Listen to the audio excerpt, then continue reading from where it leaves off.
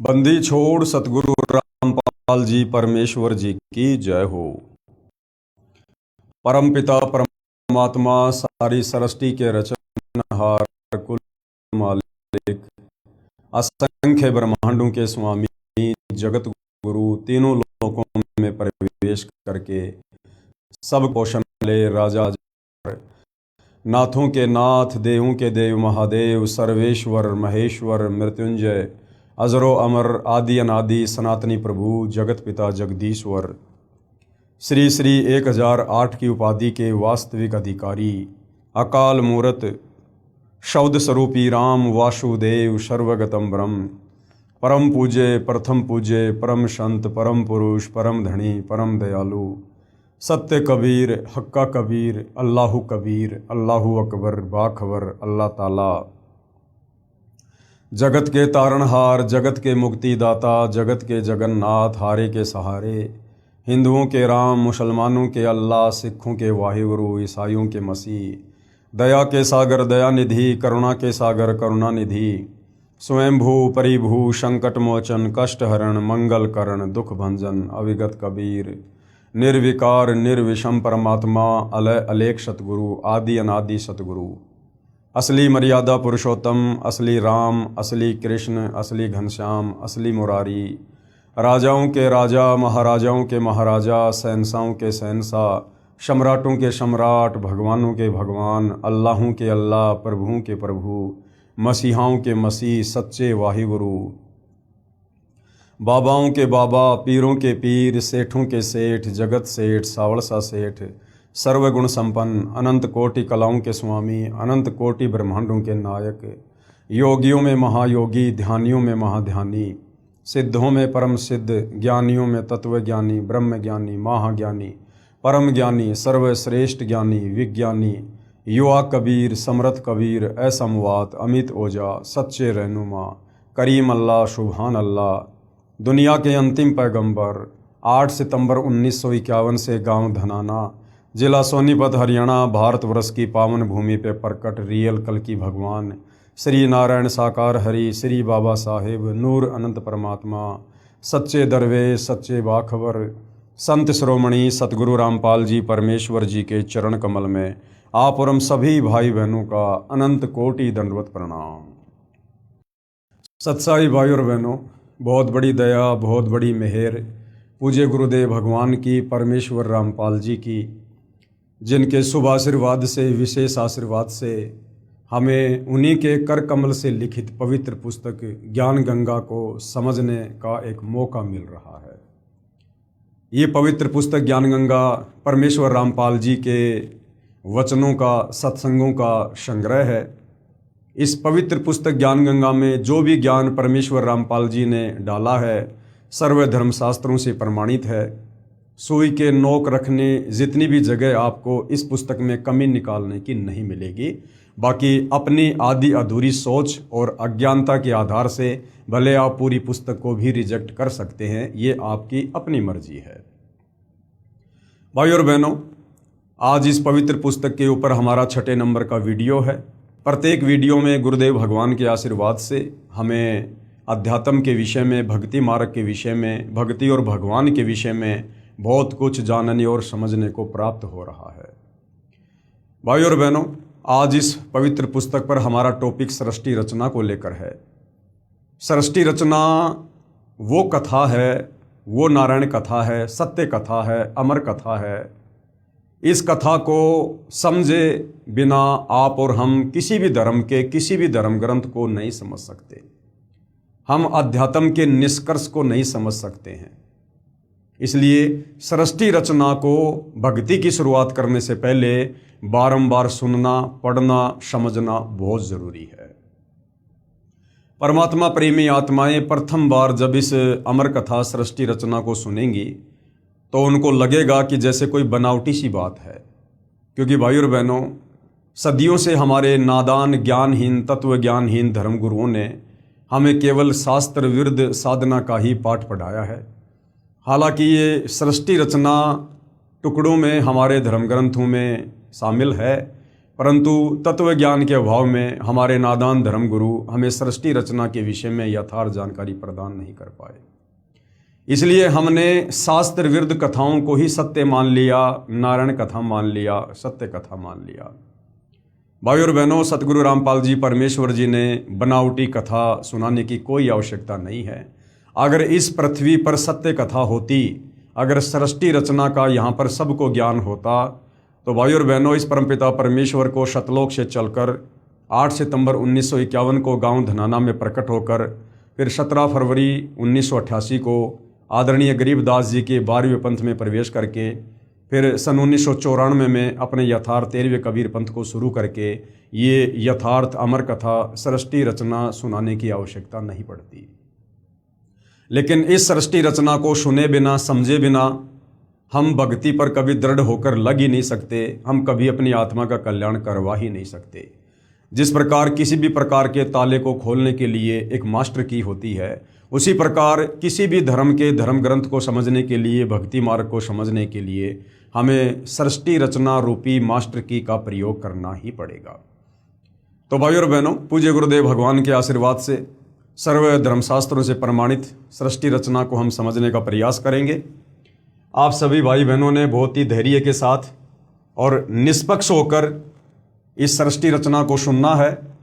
साथ में आपको सर्व धर्मशास्त्रों से जो प्रमाण हैं वो भी आपको दिए जाएंगे, आप जियों को दिखाए जाएंगे, ताकि आप जियों को विश्वास हो कि वास्तव में पूज्य गुरुदेव भगवान सतगुरु रामपाल जी ने जो ज्ञान हमें दिया है वो सर्व धर्मशास्त्रों से प्रमाणित ज्ञान है। तो भाई और बहनों, हम शुरुआत करते हैं सृष्टि रचना की। तो भाई और बहनों, ये सृष्टि रचना आप जियों के सामने है, पवित्र पुस्तक ज्ञान गंगा और पेज नंबर 22।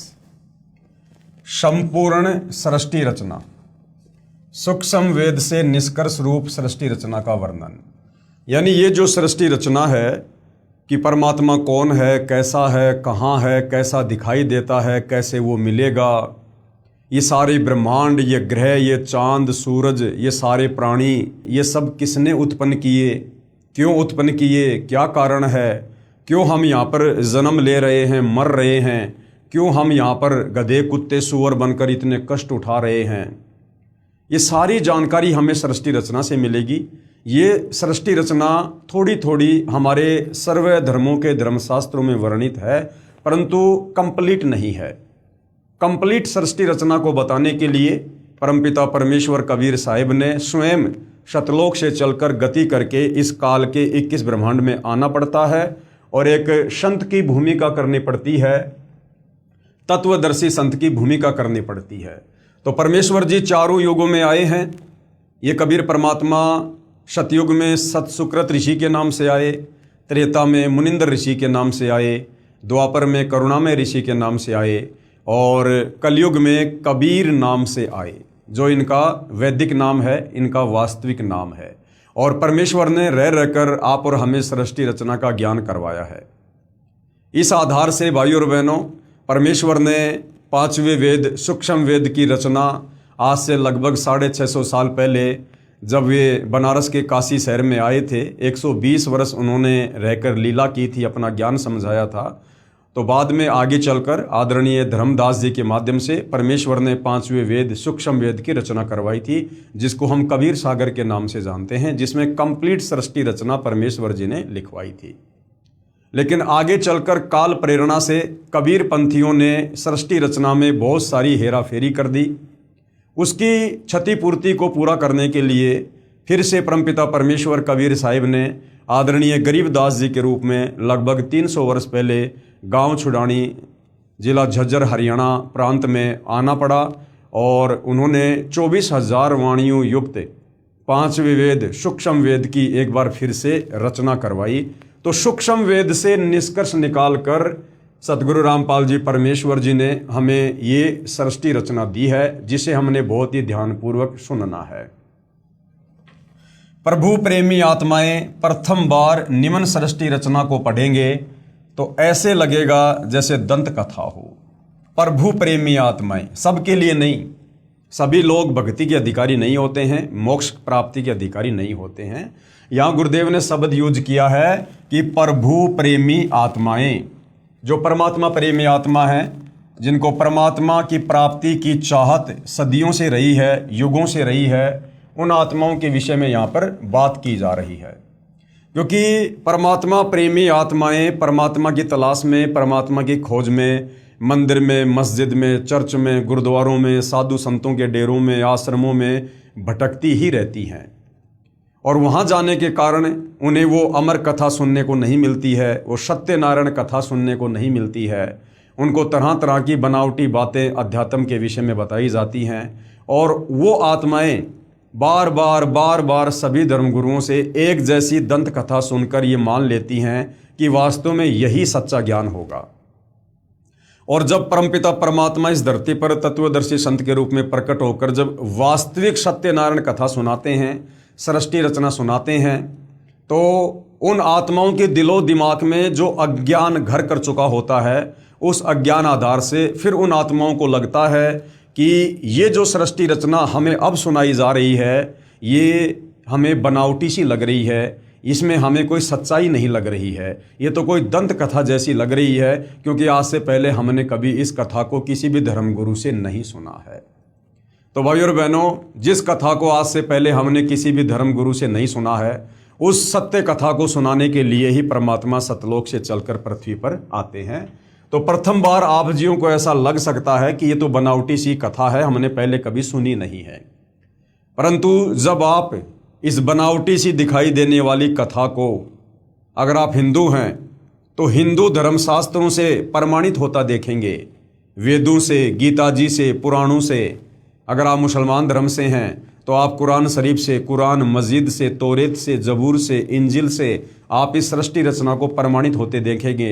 यदि आप सिख समाज से हैं तो आप गुरु ग्रंथ साहिब से इसी सृष्टि रचना को प्रमाणित होते देखेंगे, तो आप दांतों तले उंगली दबाएंगे। प्रभु प्रेमी आत्माएं प्रथम बार निम्न सृष्टि की रचना को पढ़ेंगे तो ऐसा लगेगा जैसे दंत कथा हो, परंतु सभी पवित्र सदग्रंथों के प्रमाणों को पढ़कर दांतों तले उंगली दबाएंगे कि यह वास्तविक अमृत ज्ञान कहाँ छुपा हुआ था, कि हे परमात्मा, हमारे धर्मशास्त्रों में यह खजाना छुपा हुआ था अध्यात्म का, सृष्टि रचना का, भक्ति का, लेकिन आज से पहले हमारे धर्मगुरु हमें नहीं बता पाए। कृपया धैर्य के साथ पढ़ते रहें तथा इस अमृत ज्ञान को सुरक्षित रखें, आपकी 101 पीढ़ी तक काम आएगा। पवित्र आत्माएं कृपया सत्यनारायण यानी अविनाशी प्रभु सत्य पुरुष द्वारा रची सृष्टि रचना का वास्तविक ज्ञान पढ़ें। भाइयों और बहनों, सत्यनारायण का मतलब होता है जो सच्चा परमात्मा है, उसे अविनाशी प्रभु भी कहते हैं। अविनाशी यानी जिसका कभी विनाश नहीं होता है, उसको सत्य पुरुष भी कहते हैं, यानी अमर पुरुष, अकाल पुरुष। ये सारे के सारे जो नाम है ये कबीर परमात्मा जी के उपमात्मक नाम हैं। अब भाइयों और बहनों, सृष्टि रचना शुरू होती है, और सृष्टि रचना की जो शुरुआत है उसमें आपने बहुत ही ध्यानपूर्वक आपने कुछ चीज़ों को समझना होगा। सबसे पहले सृष्टि रचना में आता है पूर्ण ब्रह्म। इस शब्द को याद रखना, ध्यान रखना, पूर्ण ब्रह्म। इस सृष्टि रचना में हमारे को विशेषकर 3 भगवानों के विषय में जानकारी मिलेगी। एक पूर्ण ब्रह्म के विषय में, एक पर ब्रह्म के विषय में, और एक ब्रह्म के विषय में। सबसे पहले पूर्ण ब्रह्म यानी पूर्ण परमात्मा। इस सृष्टि रचना में सत्य पुरुष यानी कबीर भगवान, सतलोक का स्वामी वही कबीर भगवान, प्रभु भी उसी को कहते हैं, और अलख पुरुष अलख लोक का स्वामी, और अगम पुरुष अगम लोक का स्वामी, तथा अनामी पुरुष अनामी यानी अकय लोक का स्वामी। तो एक ही पूर्ण ब्रह्म है। यानी भाइयों और बहनों, जो कबीर परमात्मा हैं, जिनको पूर्ण ब्रह्म कहते हैं, सर्वप्रथम कबीर परमात्मा अनामी लोक में रहा करते थे। उसके बाद कबीर परमात्मा ने अपनी मर्जी से उन्होंने नीचे के 3 लोकों की ओर रचना की। कौन कौन से लोकों की रचना की? परमात्मा जिस लोक में रहते थे उस लोक का नाम है अनामी लोक, उसको अकय लोक भी कहते हैं। और उस अनामी लोक में रहने के चलते परमात्मा को अनामी पुरुष भी कहते हैं। पुरुष यानी भगवान। परमात्मा जब अनामी लोक में रहता है तो उनको अनामी पुरुष भी कहते हैं। अनामी लोक का दूसरा नाम है अकय लोक, तो परमात्मा को अकय पुरुष भी कहते हैं। उसके बाद परमात्मा ने नीचे के 3 लोक रचने का विचार किया। अनामी लोक से नीचे अगम लोक, और जब वही कबीर परमात्मा पूर्ण ब्रह्म अपना रूप रूपांतरण करके जब उस आगम लोक में आकर विराजमान होता है तो उनको अगम पुरुष भी कहते हैं। यानी अगम लोक में विराजमान होने के कारण उसी परब्रह्म को, कबीर परमात्मा को अगम पुरुष की संज्ञा भी दी गई है, अगम पुरुष। अगम लोक से नीचे फिर परमात्मा ने रचा अलख लोक। उस अलख लोक में विराजमान होने के कारण कबीर परमात्मा को, पूर्ण ब्रह्म को अलख पुरुष की संज्ञा दी गई है। अलख पुरुष यानी अलख लोक में रहने के कारण परमात्मा को अलख पुरुष कहा जाता है। उसके बाद परमात्मा ने नीचे का चौथा लोक रचा सत्यलोक, और सत्यलोक में विराजमान होने के कारण कबीर परमात्मा को सत्य पुरुष की संज्ञा दी गई है, सत्य पुरुष की। यानी परमात्मा एक ही है, कबीर भगवान। वही कबीर परमात्मा 4 लोकों की रचना करके और भिन्न भिन्न नाम से उन 4 लोकों में निवास करता है। अनामी लोक में अनामी पुरुष, अगम लोक में अगम पुरुष, अलख लोक में अलख पुरुष और सतलोक में सत्य पुरुष। ये 4 परमात्मा भिन्न भिन्न नहीं हैं, चारों एक ही हैं। वो कबीर भगवान अपने रूप रूपांतरण करके 4 लोकों में विराजमान होता है। तो आप जी भ्रमित मत हो जाना, ये जो पूरी जानकारी यहाँ तक जो दी गई है ये 4 लोकों की जानकारी है। उन 4 लोकों में ये कबीर परमात्मा, ये पूर्ण ब्रह्म खुद ही अलग अलग नाम से विराजमान होता है। इस सृष्टि रचना में सत्य पुरुष यानी सतलोक का स्वामी प्रभु और अलख पुरुष यानी अलख लोक का स्वामी और अगम पुरुष यानी अगम लोक का स्वामी तथा अनामी पुरुष यानी अनामी जिसका दूसरा नाम है अकय लोक का स्वामी, तो एक ही पूर्ण ब्रह्म है यानी कबीर परमात्मा। वास्तव में अविनाशी प्रभु है, यानी जो कबीर परमात्मा है, जो पूर्ण ब्रह्म है, वो अविनाशी है, उसको मारने में कोई भी सक्षम नहीं है। जो भिन्न भिन्न रूप धारण करके अपने 4 लोकों में रहता है, जिसके अंतर्गत असंख्य ब्रह्मांड आते हैं। तो सबसे पहले हो गया पूर्ण ब्रह्म। ये याद रखना है भाई और बहनों हमने, क्योंकि हम सृष्टि रचना को समझ रहे हैं, हमने बहुत ही ध्यानपूर्वक सृष्टि रचना को समझना है। तो सबसे पहले पूर्ण ब्रह्म यानी कबीर परमात्मा जी जो ऊपर के 4 लोक रच के 4 लोकों में खुद ही विराजमान रहते हैं। उसके बाद दूसरे नंबर का भगवान है परब्रह्म। परब्रह्म ये 7 संग ब्रह्मांड का स्वामी है, जिसका गीता अध्याय 15 श्लोक नंबर 16 में जिक्र है। ये वो परब्रह्म है जिसके 7 संग ब्रह्मांड हैं। परब्रह्म यह केवल 7 संग ब्रह्मांड का स्वामी यानी प्रभु है, मालिक है, भगवान है। यह अक्षर पुरुष भी कहलाता है। गीता अध्याय 15 श्लोक नंबर 16 में जिन 2 भगवानों का जिक्र है, क्षर पुरुष और अक्षर पुरुष, तो ये वो अक्षर पुरुष है, 7 संग ब्रह्मांड का स्वामी। परंतु यह तथा इसके ब्रह्मांड भी वास्तव में अविनाशी नहीं है। परंतु ये वास्तव में अविनाशी नहीं है, इसका भी जन्म और मृत्यु होती है। इसके 7 संग ब्रह्मांड भी उत्पत्ति और प्रलय में आते हैं। उसके बाद तीसरे नंबर का जो भगवान है वो है ब्रह्म। तीसरे नंबर का भगवान कौन है? ये ब्रह्म। ये है भाइयों और बहनों काल। इस ब्रह्म को काल भी कहते हैं। ये ब्रह्मा विष्णु महेश का पिता है, ये दुर्गा का पति है, और महाभारत के युद्ध में गीता जी का ज्ञान श्री कृष्ण जी के शरीर में प्रवेश करके इसी ब्रह्म ने दिया था। ये केवल 21 ब्रह्मांड का स्वामी है। इस ब्रह्म के पास, काल के पास केवल 21 ब्रह्मांड हैं। इसे क्षर पुरुष यानी ज्योति निरंजन तथा काल आदि उपमा से जाना जाता है, तथा इसके सर्व ब्रह्मांड नाशवान है, अर्थात 21 ब्रह्मांड भी उत्पत्ति और प्रलय में हैं। ये काल, ये क्षर पुरुष, ये भी जन्म और मरण में है।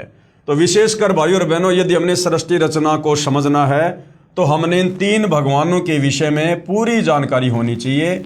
सबसे पहले पूर्ण ब्रह्म यानी कबीर परमात्मा, दूसरे नंबर पर परब्रह्म यानी अक्षर पुरुष, और तीसरे नंबर पर ब्रह्म यानी ये काल क्षर पुरुष।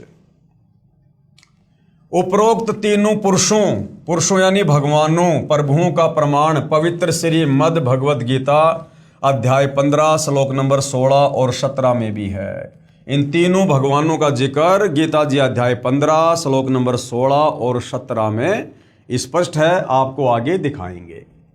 फिर ये चौथे नंबर का जो भगवान है, चौथे नंबर का ये है ब्रह्मा। चौथे नंबर का क्या है? ब्रह्मा। ये ब्रह्मा कौन है? ये इस ब्रह्म का बड़ा बेटा है, इस काल का बड़ा बेटा है। इस ब्रह्म यानी काल के 3 पुत्र हैं, ब्रह्मा विष्णु महेश। तो इस ब्रह्म का जो बड़ा बेटा है वो है ब्रह्मा। ब्रह्मा इसी ब्रह्म यानी काल का ज्येष्ठ यानी बड़ा पुत्र है, विष्णु बीच वाला पुत्र है, तथा शिव अंतिम तीसरा पुत्र है। ये तीनों इस ब्रह्म के यानी काल के पुत्र केवल एक ब्रह्मांड में एक विभाग के स्वामी अर्थात भगवान है, तथा नाशवान है, अर्थात ब्रह्मा विष्णु महेश भी नाशवान है, जन्म और मृत्यु में है। विस्तृत जानकारी के लिए कृपया पढ़ें निम्नलिखित सृष्टि रचना। तो भाइयों और बहनों, ये 4 चीजें हमने याद रखनी है, ध्यान रखनी है अगर सृष्टि रचना को समझना है तो। सबसे पहले पूर्ण ब्रह्म, फिर परब्रह्म, फिर ब्रह्म, और चौथा इस ब्रह्म का जो बेटा है ये है ब्रह्मा। अब भाइयों और बहनों, हम सृष्टि रचना को विस्तार से समझेंगे। कबीर देव, सीधा सीधा हम कहते हैं कबीर परमेश्वर। वेदों में परमेश्वर को क्या कहा है? कबीर देव, जिसको हम कबीर भगवान, कबीर साहिब कहते हैं। तो कबीर देव ने सूक्ष्म वेद अर्थात 5वां वेद अर्थात कबीर वाणी में अपने द्वारा रची सृष्टि का ज्ञान स्वयं ही बताया है, जो निम्नलिखित है। सर्वप्रथम केवल एक स्थान अनामी यानी अनामय लोक था।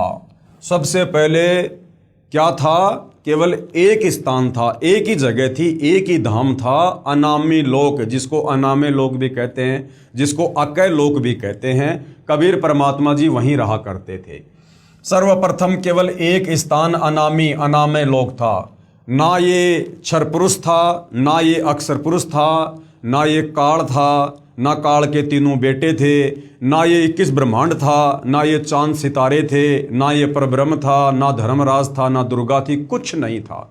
ना सतलोक था, कुछ नहीं था। सबसे पहले केवल एक ही लोक था, जिसको अनामी यानी जिसको अनामी लोक कहो, चाहे अनामय कहो, चाहे जिसको अकय लोक कहो, जिसे अकय लोक भी कहा जाता है। अकय का मतलब है जिसके विषय में पहले कभी किसी ने ना सुना हो, अकय लोक। पूर्ण परमात्मा उस अनामी लोक में अकेला रहता था। पूर्ण परमात्मा कौन? कबीर भगवान। पूर्ण ब्रह्म उस अनामी लोक में अकेला रहता था। उस परमात्मा का वास्तविक नाम कबीर देव अर्थात कबीर परमेश्वर है। सभी आत्माएं उस पूर्ण धनी के शरीर में समाई हुई थी। आप और हम जितनी भी आत्माएं हैं, यहाँ जो गधा, कुत्ता, सुअर, मक्खी, मच्छर, 84 लाख योनियों में, ये पेड़ पौधों की योनियाँ, जल में रहने वाले जीव, स्त्री पुरुष, और ये जो अक्षर पुरुष है परब्रह्म, जिसके 7 संग ब्रह्मांड है, इसके लोक में जितनी भी आत्माएं हैं और शतलोक में जितनी आत्माएं हैं, हम सभी आत्माएं इसी कबीर परमात्मा के शरीर में सूक्ष्म रूप में समाई हुई थी। सभी आत्माएं उस पूर्ण धनी के शरीर में समाई हुई थी। इसी कबीर देव का उपमात्मक पदवी का नाम अनामी पुरुष है। इसी कबीर परमात्मा को अनामी लोक में रहने के कारण अनामी पुरुष यानी अनामी भगवान भी कहते हैं। पुरुष का अर्थ है प्रभु, और उस प्रभु ने मनुष्यों को अपने ही स्वरूप में बनाया है, इसलिए मानव का नाम भी पुरुष पड़ा है। जैसे हमें कह दिया जाता है ना कि पुरुष, स्त्री और पुरुष, तो हमें पुरुष क्यों कहा जाता है? वैसे तो पुरुष का मतलब है भगवान परमात्मा, लेकिन हमें भी यहाँ पर क्या कह दिया जाता है? पुरुष। क्यों कहा जाता है?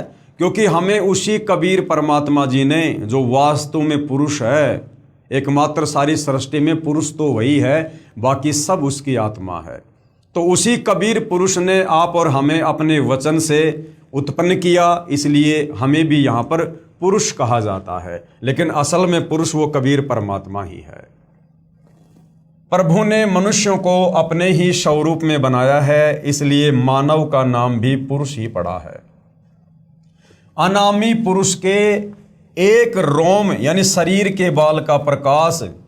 अनामी पुरुष कौन? कबीर परमात्मा जी। अनामी लोक में रहने के कारण उनको अनामी पुरुष कहा जाता है। उस कबीर परमात्मा के शरीर के एक बाल में, रोमकूप यानी एक बाल में कितनी रोशनी है? अनामी पुरुष के एक रोम यानी शरीर के बाल का प्रकाश शंख सूर्यों की रोशनी से भी अधिक है। पूरी बॉडी पर 3.5 करोड़ रोमकूप होते हैं। और कबीर परमात्मा पूर्ण प्रभु जो अनामी लोक में रहता है, जिसको अनामी पुरुष की संज्ञा भी दी गई है, उस परमेश्वर की अनामी लोक में इतनी चमक है, इतना नूर है उनके शरीर का, कि एक बाल में शंख सूरज के जितना प्रकाश है। हम जो ये सूर्य देखते हैं ना, शंख, शंख का मतलब नील, पद्म, शंख, तो शंख सूर्यों जितना प्रकाश उस परमात्मा के एक बाल में है। और टोटल शरीर पर 3.5 करोड़ बाल हैं, तो सोचिए परमेश्वर का नूर कितना तेज होगा अनामी लोक में। विशेष, जैसे किसी देश के आदरणीय प्रधानमंत्री जी का शरीर का नाम, तो ये जो शतलोक है वहाँ की जो रचना है उसकी जानकारी दी हुई है। इसको हम आगे पढ़ेंगे, बाद में पढ़ेंगे। पहले हमें परमात्मा जो समझाना चाह रहे हैं वो हम समझते हैं। जैसे किसी भी देश के प्रधानमंत्री का नाम तो अन्य होता है, अलग ही होता है, तथा उसके पद का उपमात्मक नाम प्रधानमंत्री होता है। जैसे वर्तमान में 2026 में हमारे भारत देश के प्रधानमंत्री का वास्तविक नाम है नरेंद्र दामोदर दास मोदी, लेकिन हम उनको प्रधानमंत्री भी कह देते हैं, क्योंकि प्रधानमंत्री उनकी पदवी का नाम है, उनकी पोस्ट का नाम है। इसी प्रकार जो कबीर परमात्मा है, वास्तव में उनका नाम है कबीर देव, लेकिन अनामी लोक में रहने के कारण उस परमात्मा को अनामी पुरुष की संज्ञा भी दी गई है। फिर वही कबीर परमात्मा जब अगम लोक में आके विराजमान होता है तो उनको अगम पुरुष की संज्ञा दी जाती है। फिर वही कबीर परमात्मा जब अलख लोक में आके विराजमान होता है तो उनको अलग पुरुष की संज्ञा दी जाती है। और वही कबीर परमात्मा जब सतलोक में आकर विराजमान होता है तो उनको सत्य पुरुष की संज्ञा दी जाती है। और जैसे जैसे परमात्मा नीचे के लोकों में विराजमान होते हैं, वैसे वैसे उनकी शक्ति में अंतर होता चला जाता है। जैसे मान लीजिए कई बार हमारे देश के प्रधानमंत्री जो अन्य जो मंत्री पद होते हैं जो कैबिनेट के, वो भी अपने अंडर में ही रख लेते हैं। जैसे भारत के गृह मंत्री का जो पद होता है, कई बार प्रधानमंत्री जी अपने अंडर में वो जो है वो रख लेते हैं। तो जब वही प्रधानमंत्री उस गृह मंत्री वाली पोस्ट के हिसाब से जब कहीं पर सिग्नेचर करेगा तो उनकी शक्ति प्रधानमंत्री की तुलना में डाउन हो जाती है, कम हो जाती है। तो इसी प्रकार ये कबीर परमात्मा जो नीचे के 3 लोकों में विराजमान होता है, तो वहां परमेश्वर के शरीर की रोशनी में भी अंतर होता चला जाता है। जैसे भारत देश के प्रधानमंत्री का नाम तो अन्य होता है, तथा उसका जो पद होता है यानी जो उपमात्मक पदवी का नाम है वो प्रधानमंत्री होता है। कई बार प्रधानमंत्री जी अपने पास कई विभाग भी रख लेते हैं, तथा जिस भी विभाग के दस्तावेजों पर हस्ताक्षर करते हैं तो उस समय उसी पद को लिखते हैं। जैसे गृह मंत्रालय के कागजों पर हस्ताक्षर करेंगे तो अपने को गृह मंत्री लिखेंगे, वहां उसी व्यक्ति के हस्ताक्षर की शक्ति कम होती है।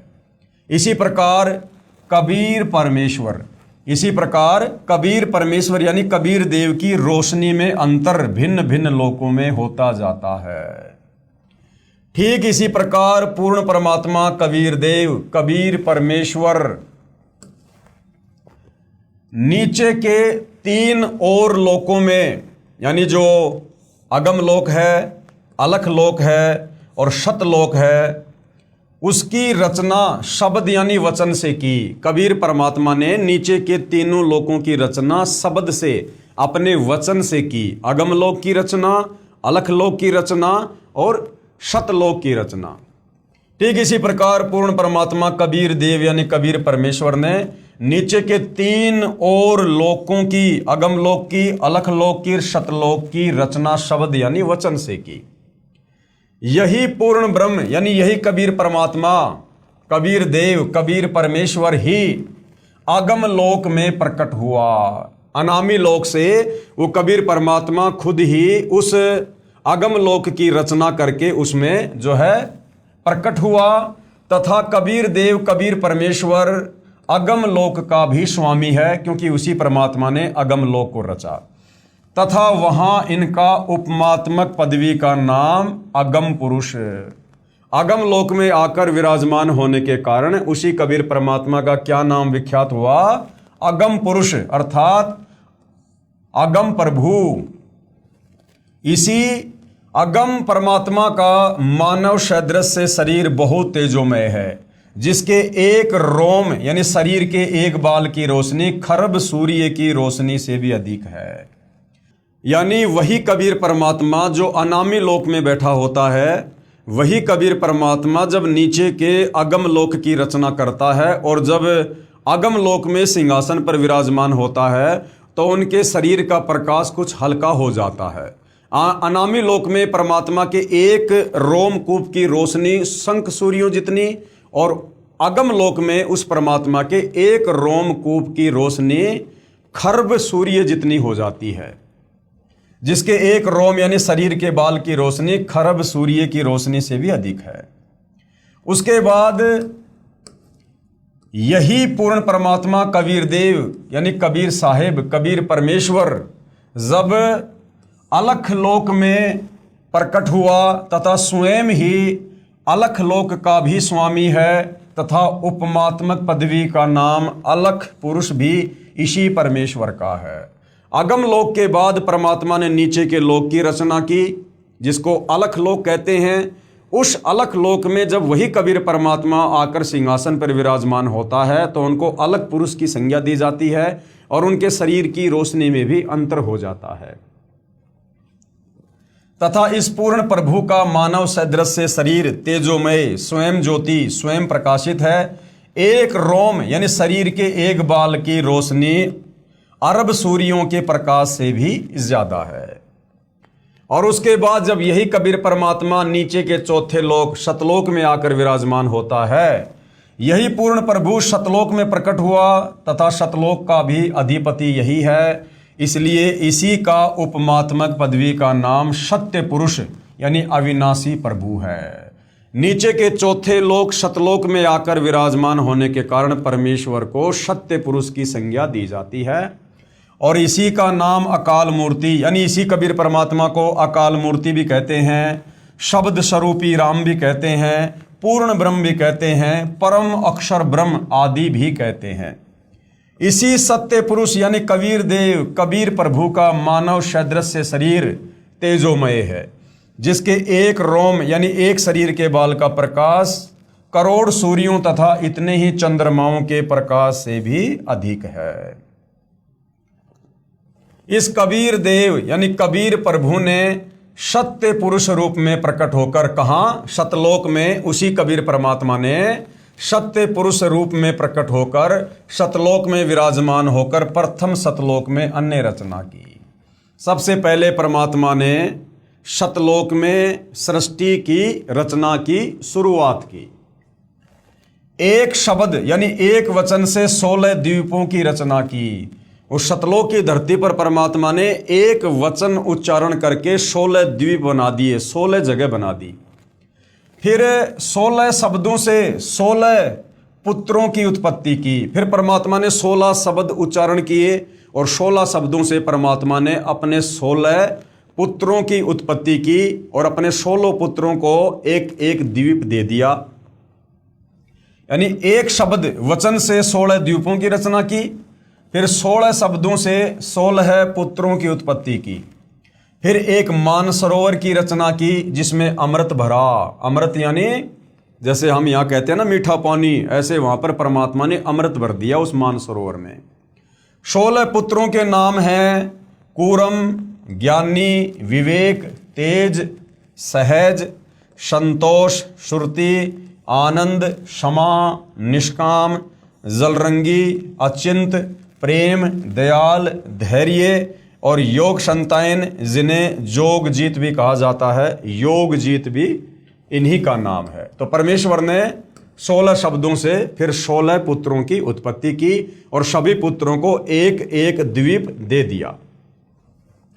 सत्य पुरुष यानी कबीर देव ने अपने पुत्र अचिंत को, अचिंत जो कि 12वें नंबर का सत्य पुरुष कबीर भगवान का बेटा है, सत्य पुरुष कबीर देव ने अपने पुत्र अचिंत को सत्य लोक की अन्य रचना का भार सौंपा कि भाई अचिंत अब तू आगे सतलोक में सृष्टि की रचना कर, तथा शक्ति प्रदान कर दी।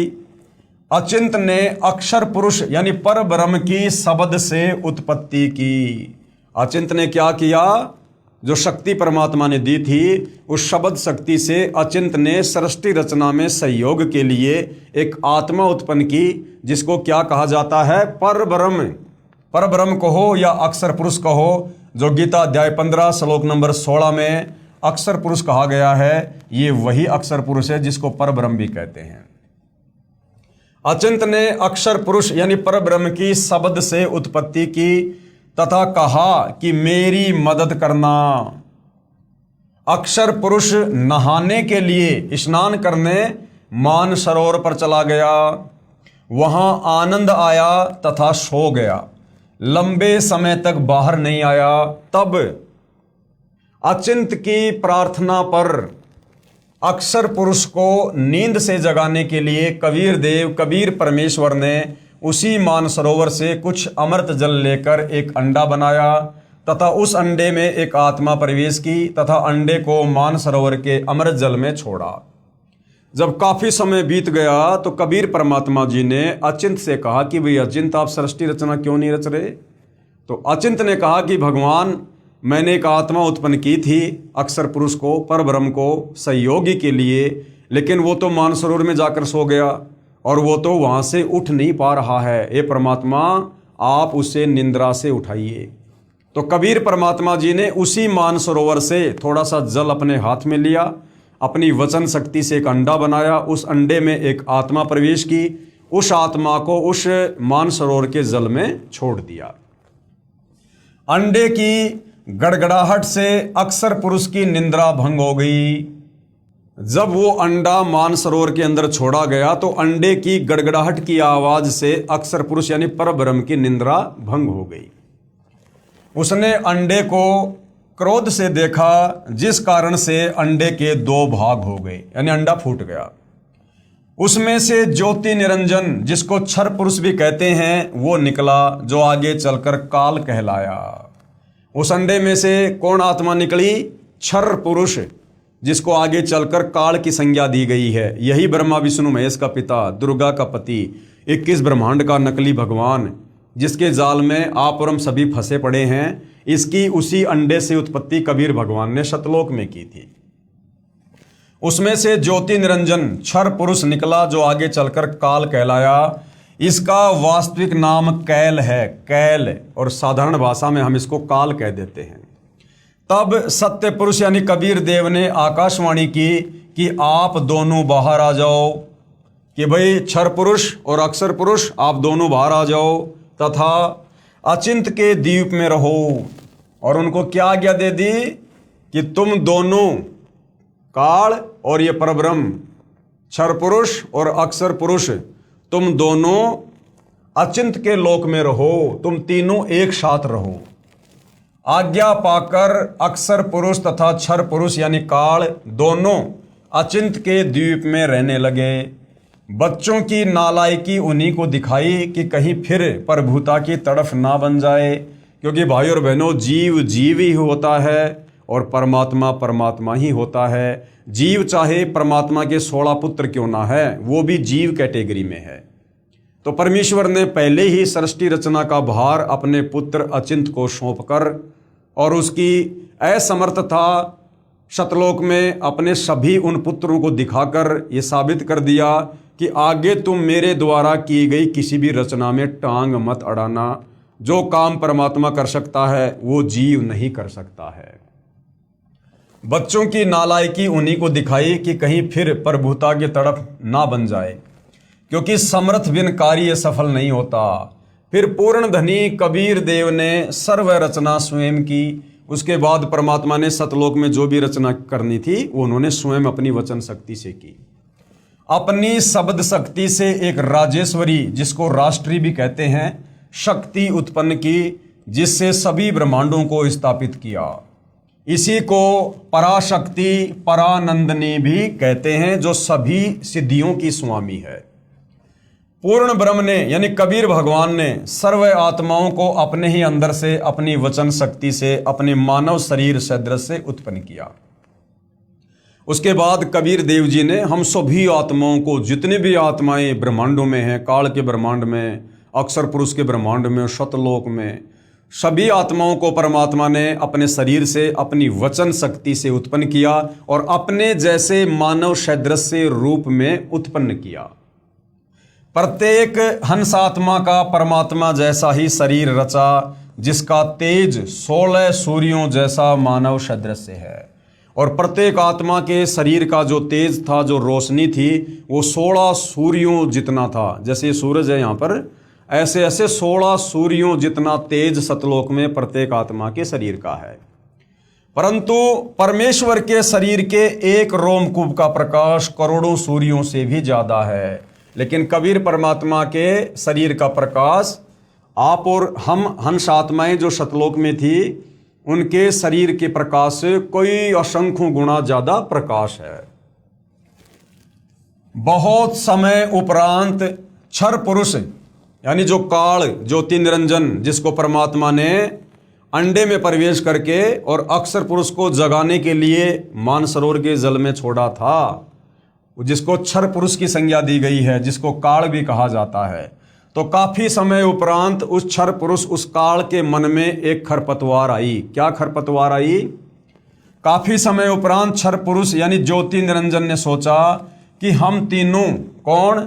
अचिंत और अक्षर पुरुष और वे क्षर पुरुष, एक ही द्वीप में रह रहे हैं। कि हम 3 भाई तो एक ही द्वीप में रह रहे हैं और हमारे बाकी जो 15 भाई हैं वो अलग अलग द्वीप में रह रहे हैं, तथा अन्य एक एक द्वीप में रह रहे हैं। मैं भी साधना यानी भक्ति करके अलग द्वीप प्राप्त करूंगा। उसने ऐसा विचार करके एक पैर पर खड़ा होकर 70 युग तक तप किया। हालांकि भाई और बहनों, सतलोक में समय नहीं है, लेकिन यहां जितना समय एक युग बीतने में लगता है, जैसे यहां पर जो चारों युगों का समय है वो 43,20,000 वर्ष का समय है। सतयुग, त्रेता, द्वापर, कलयुग, चारों युगों का कुल समय है 43,20,000 वर्ष।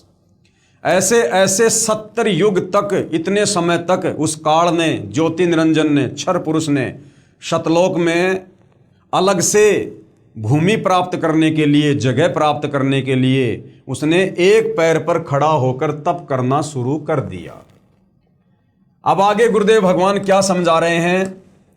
आत्माएं काल के जाल में कैसे फंसी। फिर सतलोक में परमात्मा ने जो असंख्य आत्माएं अपने शरीर से, अपने वचन से उत्पन्न की थी, वो आत्माएं फिर इस काल के जाल में, इस क्षर पुरुष के जाल में, इस ज्योति निरंजन के जाल में कैसे फंसी और कैसे हम यहां अपने कर्म फोड़ने के लिए आ गए। आत्माएं काल के जाल में कैसे फंसी? विशेष जब ब्रह्म यानी ये काल, जिसको ब्रह्म भी कहते हैं, ज्योति निरंजन भी कहते हैं, जब ये सतलोक में तप कर रहा था, हम सभी आत्माएं जो आज ज्योति निरंजन के 21 ब्रह्मांड में रहते हैं, इसकी साधना पर आसक्त हो गए। ये जो एक पैर पे खड़ा होकर तप कर रहा था, तो हम सभी आत्माएं इसके ऊपर आसक्त हो गए। तथा हृदय से इसे चाहने लगे, अपने सुखदायी प्रभु सत्य पुरुष से विमुख हो गए। यानी कबीर परमात्मा से आस्था हटा ली और हमारी आस्था इस काल में लग गई जो ये तप कर रहा था, जिस कारण से पतिव्रता पद से गिर गए। पूर्ण प्रभु ने यानी कबीर परमात्मा जी ने बार बार सावधान करने पर भी हमारी आसक्ति इच्छर पुरुष यानी काल से नहीं हटी। यही प्रभाव आज भी काल सृष्टि में विद्यमान है। जैसे नौजवान बच्चे फिल्म स्टारों यानी अभिनेताओं तथा अभिनेत्रियों की बनावटी अदाओं तथा अपने रोजगार मकसद से कर रहे भूमिका पर अति आसक्त हो जाते हैं, रोकने से भी नहीं रुकते। यदि कोई अभिनेता या अभिनेत्री निकटवर्ती शहर में आ जाए तो देखे उन नादान बच्चों की भीड़ केवल दर्शन करने के लिए बहु संख्या में एकत्रित हो जाती हैं। लेना एक न देने दो, रोजी रोटी अभिनेता कमा रहे हैं, नौजवान बच्चे लुट रहे हैं।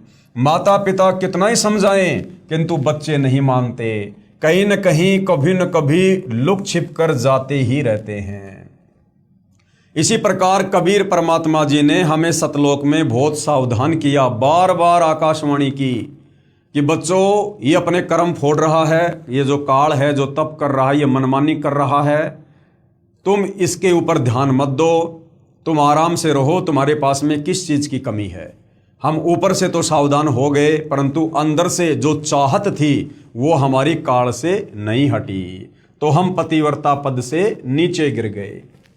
पूर्ण ब्रह्म कबीर देव कबीर प्रभु ने क्षर पुरुष से पूछा, उस काल से पूछा कि बोलो क्या चाहते हो, कि भैया तप क्यों कर रहा है। सत्तर के बाद परमात्मा ने पूछा कि आप क्या चाहते हो, तो उसने कहा कि पिताजी ये स्थान मेरे लिए बहुत कम है, मुझे अलग से द्वीप प्रदान करने की कृपा करें।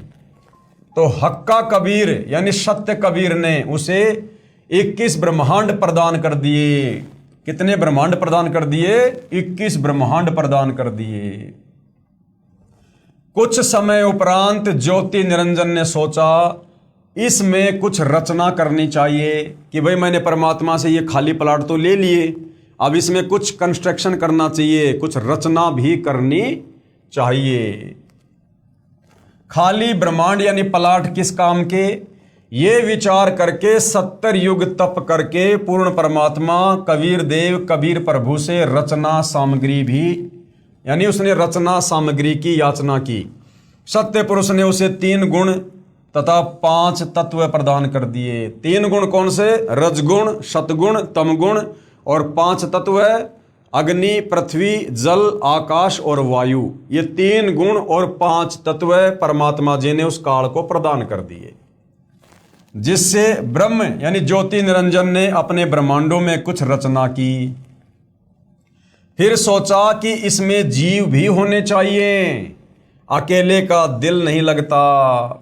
ये विचार करके 64 युग तक फिर तप किया। पूर्ण परमात्मा कबीर देव के पूछने पर बताया कि मुझे कुछ आत्मा दे दो, मेरा अकेले का दिल नहीं लग रहा है। तब सत्य पुरुष यानी कबीर देव कबीर परमेश्वर ने कहा कि भाई ब्रह्म, हे काल, तेरे तप के प्रतिफल में मैं तुझे और ब्रह्मांड दे सकता हूं कि तेरे को अगर और द्वीप चाहिए और ब्रह्मांड चाहिए तो ले ले, परंतु मेरी आत्माओं को किसी भी जप तप साधना के फल रूप में नहीं दे सकता। हाँ, यदि कोई अपनी इच्छा से तेरे साथ जाना चाहे तो वह जा सकता है। युवा कबीर समर्थ कबीर के वचन सुनकर ये ज्योति निरंजन ये काल हमारे पास आया। हम सभी हंसात्मा पहले से ही उस पर आसक्त थे, हम उसे चारों तरफ से घेर कर खड़े हो गए। ज्योति निरंजन ने कहा कि मैंने पिताजी से अलग 21 ब्रह्मांड प्राप्त कर लिए, वहाँ नाना प्रकार के रमणीय स्थल बनाए हैं। अब ये काल हमारे पास में आया और ये हमारे को भ्रमित करने लगा कि मैंने पिताजी से ऐसे ऐसे 21 ब्रह्मांड प्राप्त कर लिए हैं और इन 21 ब्रह्मांडों में मैंने 3 गुण और 5 तत्वों से बहुत ही बढ़िया बढ़िया जगह बनाई है, घूमने की फिरने की बहुत ही मनोरंजन वाली जगह बनाई है, बड़े बड़े बाग बगीचे बनाए हैं मैंने। क्या आप लोग मेरे साथ चलोगे? हम सभी हंसों ने जो आज 21 ब्रह्मांडों में परेशान हैं, यानी आज हम यहाँ कोई गधा बन रहा, कोई कुत्ता बन रहा, कोई इंसान है, कोई स्त्री है, कोई पुरुष है, कोई किन्नर है, कोई शुअर बन के गोबर खा रहा है, कोई देवी देवता बन के थोड़े समय के लिए ऊपर बैठा हुआ है, हम सभी आत्माओं ने स्वीकृति दे दी। हम सभी हंसों ने जो आज 21 ब्रह्मांडों में परेशान है, कहा कि हम तैयार हैं, यदि पिताजी आज्ञा दें तब क्षर पुरुष पूर्ण ब्रह्म कबीर देव के पास गया तथा सर्वय वार्ता कही। तब कबीर अग्नि, यानी वेदों में परमात्मा को कबीर अग्नि भी कहा गया है, तब कबीर अग्नि अर्थात कबीर परमेश्वर ने कहा कि मेरे सामने स्वीकृति देने वाले को आज्ञा दूंगा। अब ये काल इसने क्या किया, ये कबीर परमात्मा जी के पास में गया और कहा कि परमात्मा जी, बहुत सारी आत्माएं हैं जो मेरे साथ 21 ब्रह्मांडों में जाना चाहती हैं। तो कबीर परमेश्वर ने कहा, भाई अगर वो आत्माएं मेरे सामने स्वीकृति दे देंगी तो मैं उनको तेरे साथ में भेज सकता हूं। क्षर पुरुष यानी ये काल तथा परम अक्षर पुरुष यानी कबीर परमात्मा, जिनको कबीर अमित ओझा भी कहा गया है, यानी जिसकी शक्ति का कोई वार पार नहीं, वह कबीर दोनों हम सभी हंसात्माओं के पास आए। कौन? क्षर पुरुष और परम अक्षर पुरुष, ये काल और कबीर परमात्मा दोनों हम सभी हंसात्माओं के पास आए। और सत कबीर देव ने कहा कि जो हंसात्मा इस ब्रह्म के साथ जाना चाहता है, हाथ ऊपर करके स्वीकृति दे दे। अपने पिता के सामने किसी की हिम्मत नहीं हुई, किसी ने स्वीकृति नहीं दी। बहुत समय तक सन्नाटा छाया रहा। एक आत्मा ने किया, ताजी मैं जाना चाहता हूं। बहुत देर बाद एक हंस आत्मा ने हाथ खड़ा किया और कहा कि पिताजी, इस क्षर पुरुष के साथ में मैं जाना चाहता हूं। फिर तो उसकी देखा देखी जो आज काल ब्रह्म के 21 ब्रह्मांडों में फंसी हैं, हम सभी आत्माओं ने स्वीकृति दे दी। परमेश्वर कबीर जी ने ज्योति निरंजन से कहा कि आप अपने स्थान पर जाओ, कि भाई क्षर पुरुष तू तेरे 21 ब्रह्मांडों में जा।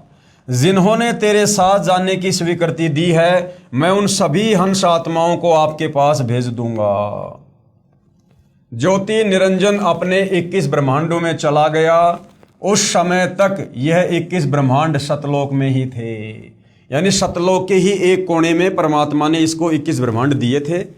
तो परमात्मा जी ने कहा कि भाई क्षर पुरुष तू तेरे 21 ब्रह्मांड में जा, और जिन जिन आत्माओं ने तेरे साथ में जाने के लिए हाथ खड़ा किया है, उन सब के नंबर मेरे कंप्यूटर में आ गए हैं, और मैं अपने हिसाब से तेरे पास उन सभी आत्माओं को भेज दूंगा।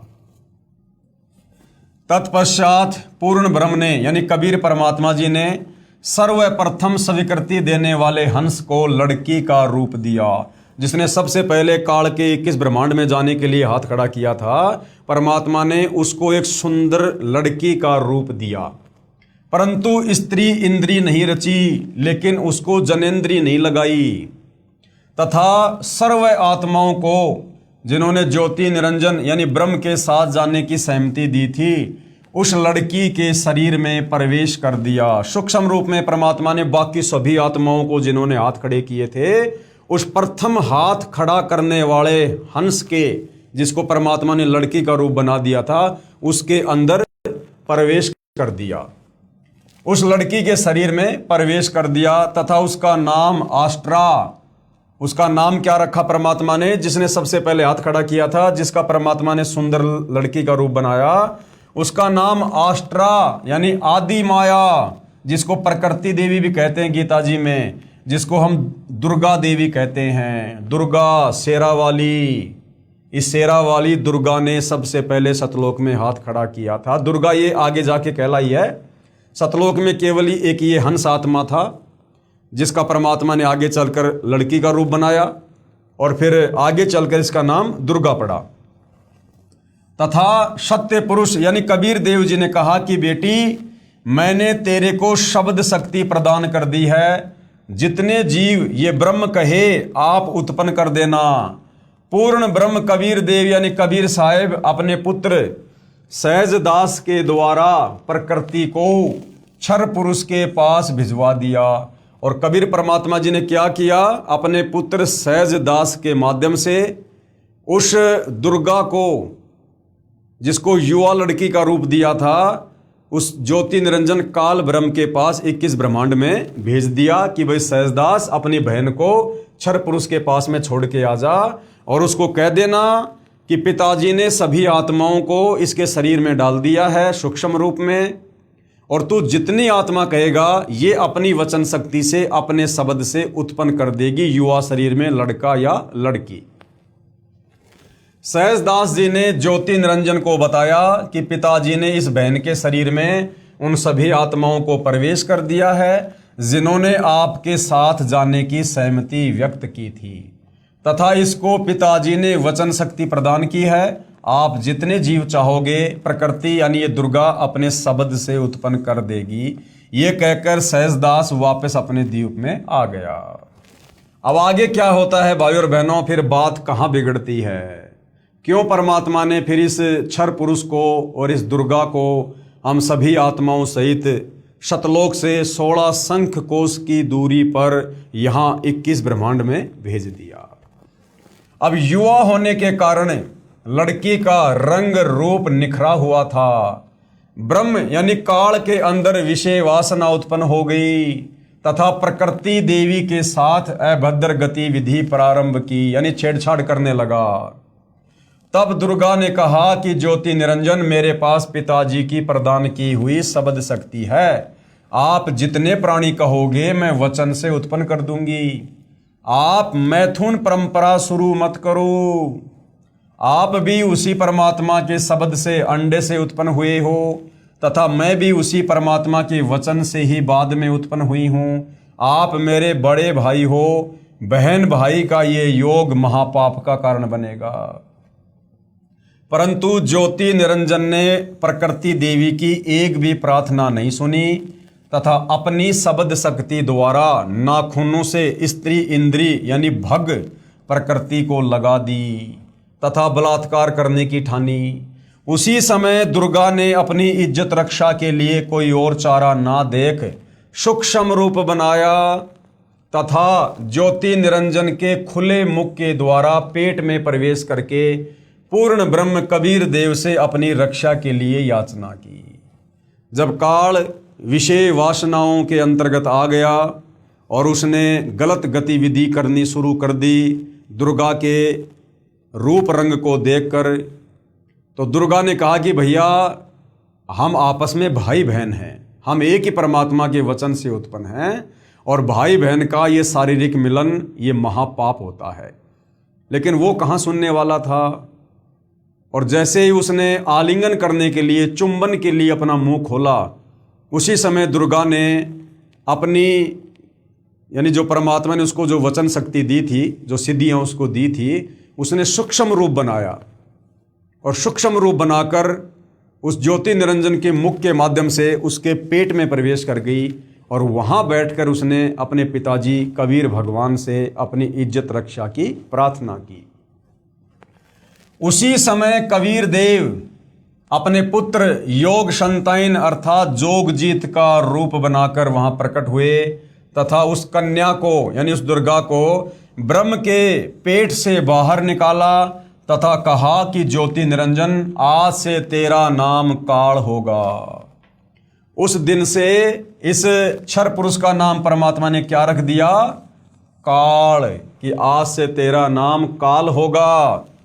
तेरे जन्म मृत्यु होते रहेंगे, इसलिए तेरा नाम क्षर पुरुष होगा। क्षर पुरुष का मतलब है जो जन्मता और मरता है, नाशवान।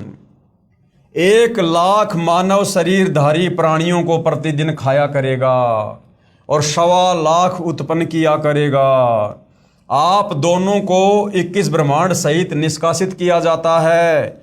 इतना कहते ही 21 ब्रह्मांड विमान की तरह चल पड़े और सहजदास के द्वीप के पास से होते हुए शतलोक से 16 शंख कोश यानी एक कोस में लगभग 3 किलोमीटर होता है, यानी 48 शंख किलोमीटर की दूरी पर आकर रुक गए।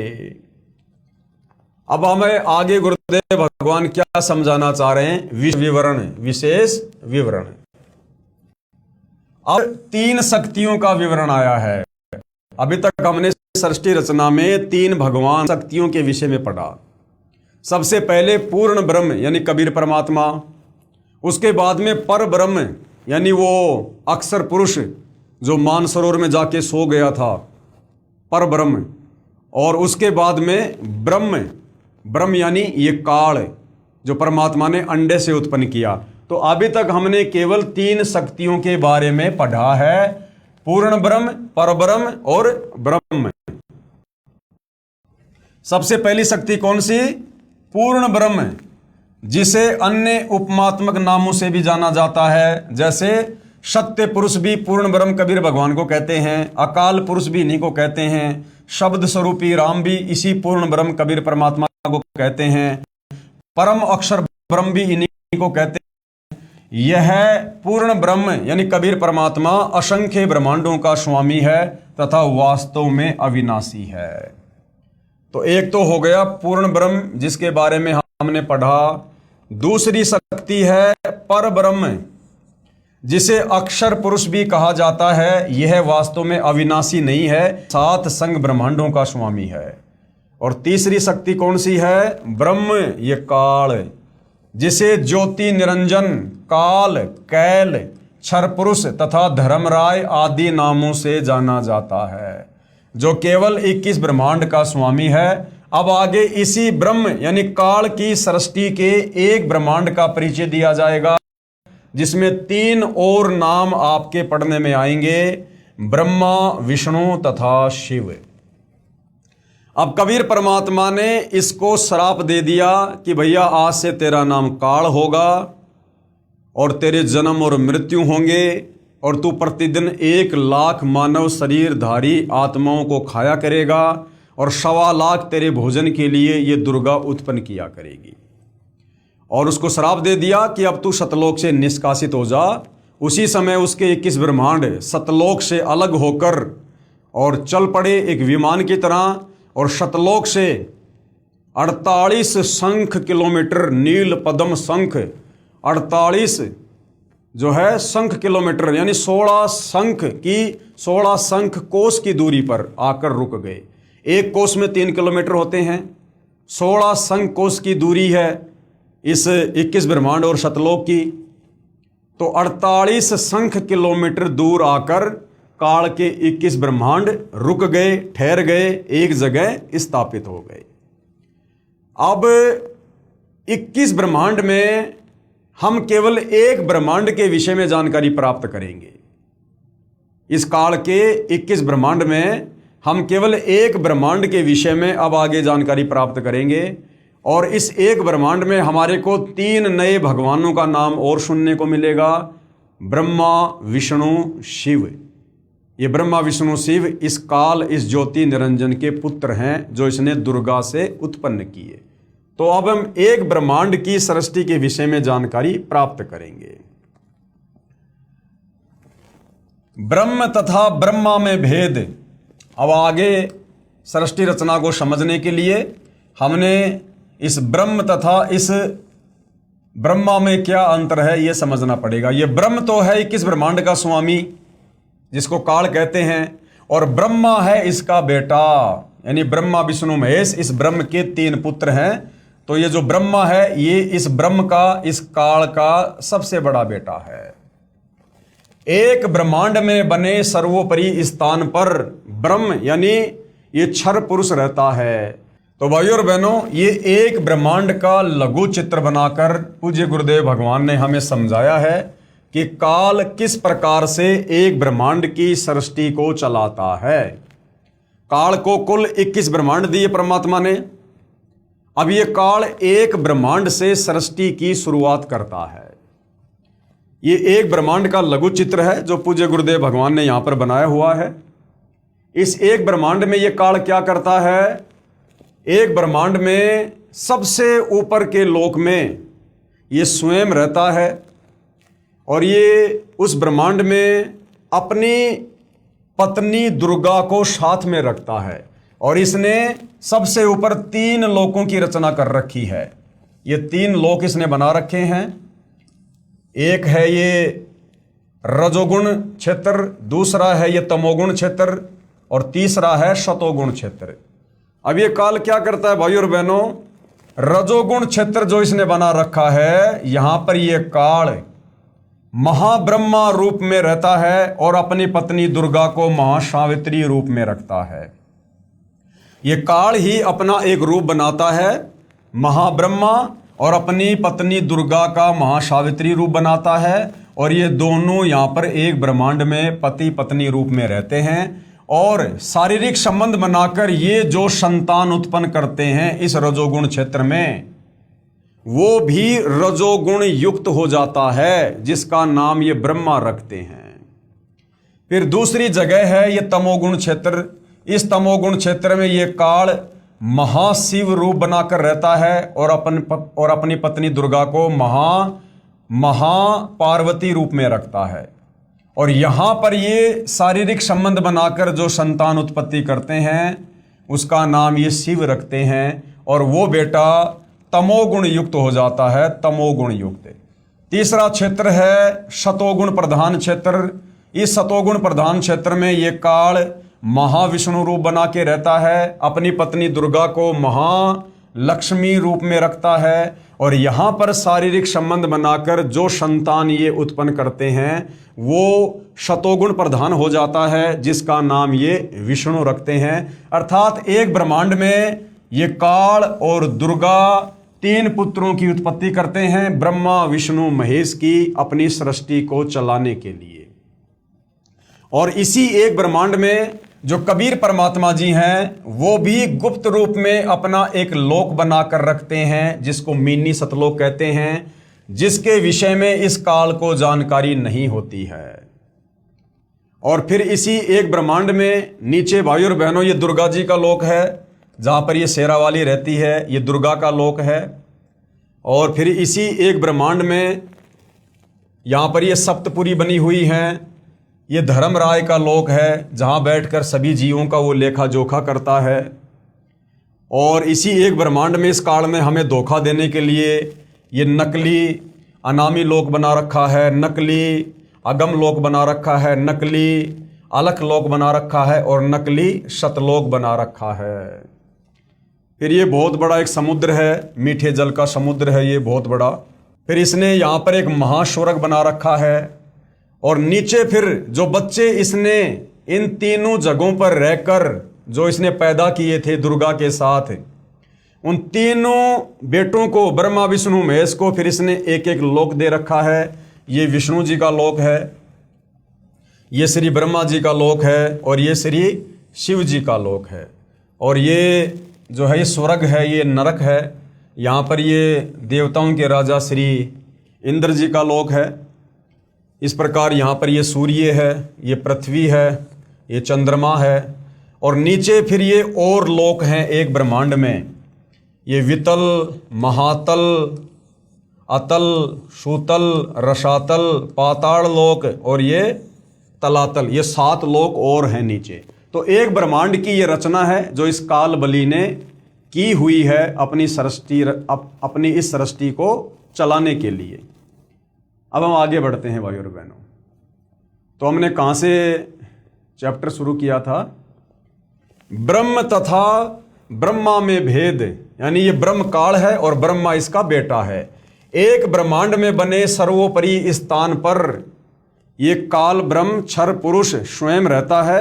एक ब्रह्मांड में बने सर्वोपरि स्थान पर ये काल पुरुष स्वयं 3 गुप्त स्थानों की रचना करके ब्रह्मा विष्णु तथा शिव रूप में रहता है, तथा अपनी पत्नी दुर्गा के सहयोग से 3 पुत्रों की उत्पत्ति करता है।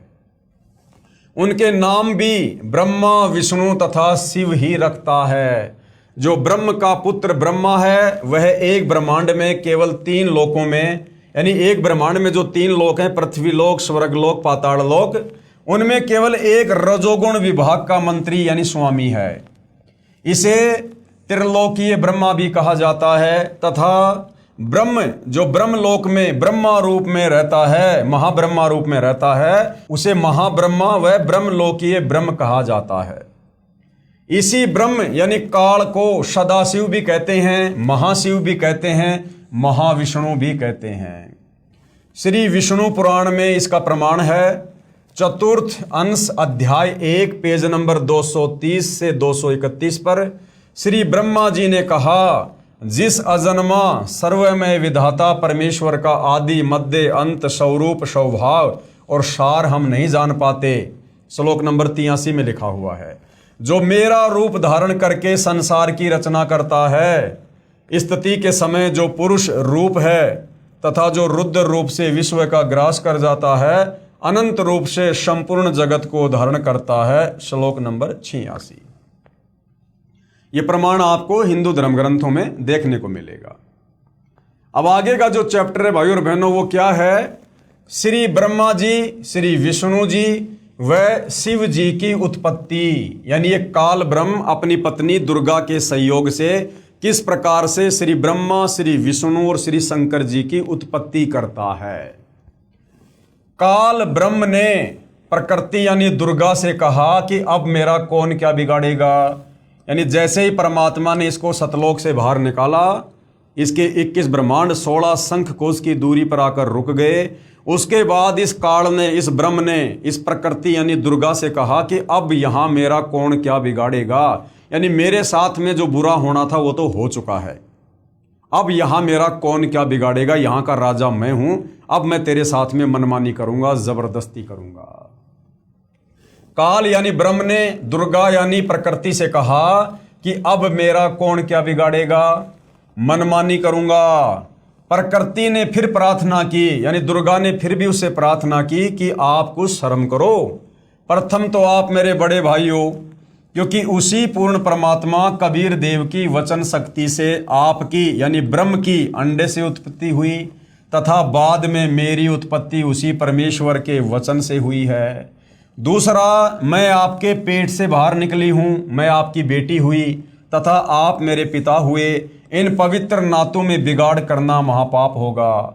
मेरे पास पिता की प्रदान की हुई शब्द शक्ति है। जितने प्राणी आप कहोगे मैं वचन से उत्पन्न कर दूंगी। ज्योति निरंजन ने यानी काल ने दुर्गा की एक भी प्रार्थना नहीं सुनी तथा कहा कि मुझे जो सजा मिलनी थी मिल गई, मुझे सतलोक से निष्कासित कर दिया है, अब मनमानी करूंगा। ये कहकर काल पुरुष यानी क्षर पुरुष ने प्रकृति के साथ जबरदस्ती शादी की तथा 3 पुत्रों की उत्पत्ति की। कौन है वो 3 पुत्र? रजगुण युक्त ब्रह्मा जी, सतगुण युक्त विष्णु जी तथा तमोगुण युक्त शिव शंकर जी की उत्पत्ति की। जवान होने तक तीनों पुत्रों को दुर्गा के द्वारा अचेत करवा देता है, यानी कोमा में रखवा देता है जब तक ये तीनों जवान नहीं होते हैं।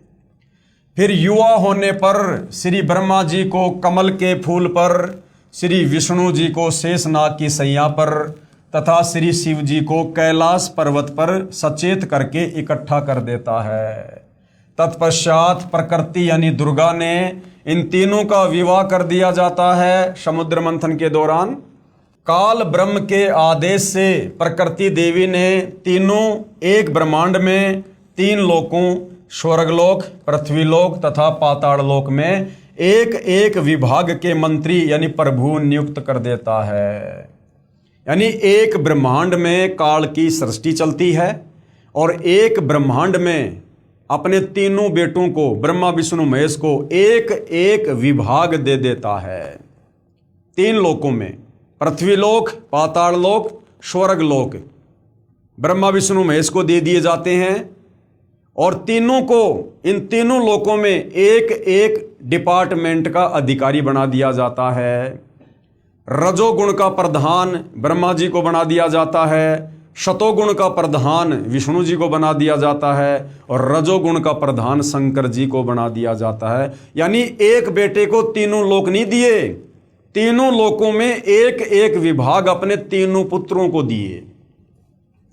जैसे श्री ब्रह्मा जी को रजोगुण विभाग का यानी ब्रह्मा जी अपने रजोगुण के प्रभाव से तीनों लोकों में पृथ्वी, पाताल, स्वर्ग में लोगों को संतान उत्पत्ति करने के लिए विषय वासनाओं से प्रेरित करेंगे आज इस एक ब्रह्मांड में जितने भी जीव, चाहे गधा कुत्ता सूअर है, चाहे इंसान है, चाहे देवी देवता हैं, जिनके अंदर काम वासना जागृत होती है, बच्चे पैदा करने की जो उमंग होती है, ये श्री ब्रह्मा जी के रजोगुण के प्रभाव के कारण होती है। तो रजोगुण का जो डिपार्टमेंट है वो श्री ब्रह्मा जी को दे दिया। जैसे श्री ब्रह्मा जी को रजोगुण विभाग का तथा विष्णु जी को शतोगुण विभाग का, और आपस में तीनों लोकों में, चाहे देवता हो, चाहे इंसान हो, चाहे जानवर हो, अपने बेटा बेटी के लिए, अपनी कार कोठी संपत्ति के लिए जो आपस में मोह ममता है, वो विष्णु जी के शतोगुण के कारण होती है।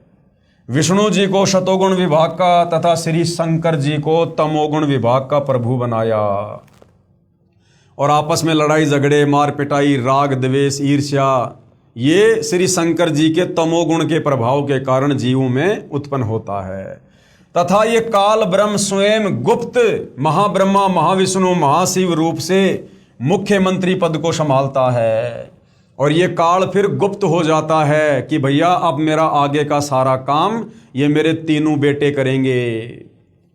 एक ब्रह्मांड में एक ब्रह्मलोक की रचना की है इस काल ने। एक ब्रह्मांड में सबसे ऊपरी क्षेत्र में एक ब्रह्मलोक की रचना कर रखी है, जहां पर ये अकेला रहता है, जहां इसने तपतशिला बना रखी है, जहां पर ये जीवों के सूक्ष्म शरीर को भून भून के वासना निकाल के खाता है, जो इसको श्राप लगा हुआ है।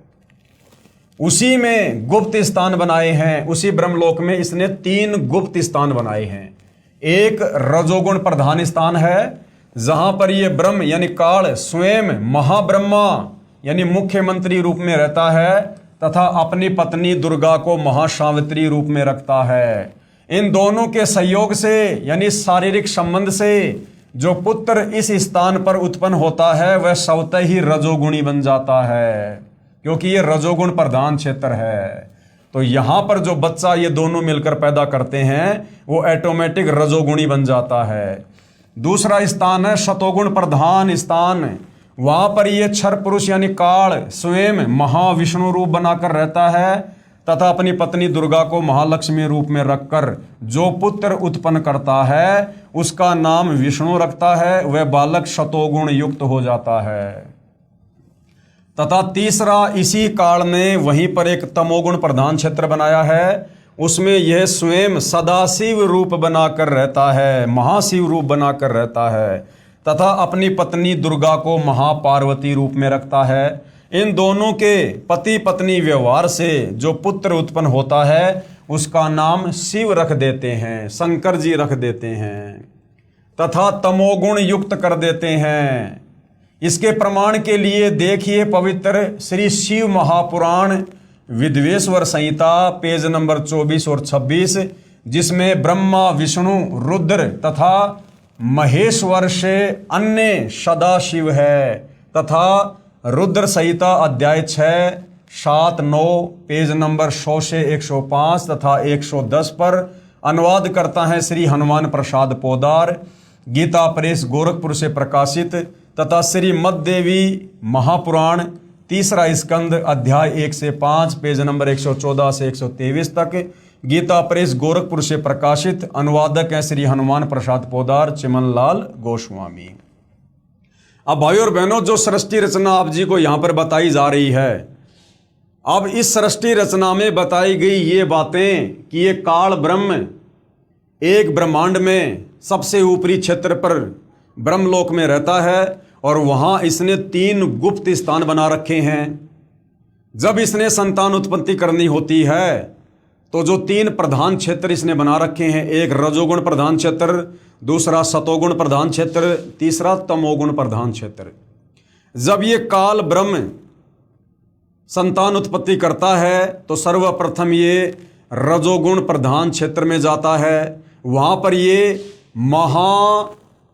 ब्रह्मा रूप धारण करता है, और अपनी पत्नी दुर्गा को महासावित्री रूप में रखता है, और पति पत्नी व्यवहार करके जो संतान ये उत्पन्न करते हैं, उससे एक रजोगुणी पुत्र उत्पन्न होता है, जिसका नाम ये ब्रह्मा रखते हैं।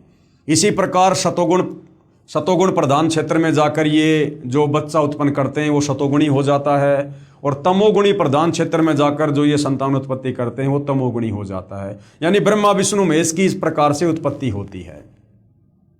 तो ब्रह्मा विष्णु महेश से न्यारा रहता है ये उन प्रधान क्षेत्रों में, जिसको हमारे शास्त्रों में सदाशिव भी कहा है, महाशिव भी कहा है। अब इसका प्रमाण हमारे हिंदू धर्म ग्रंथों में कहाँ है? इसके लिए भाई और बहनों छोटा सा सत्संग परम पूज्य परमेश्वर सतगुरु रामपाल जी के मुख कमल से सुनिएगा। एक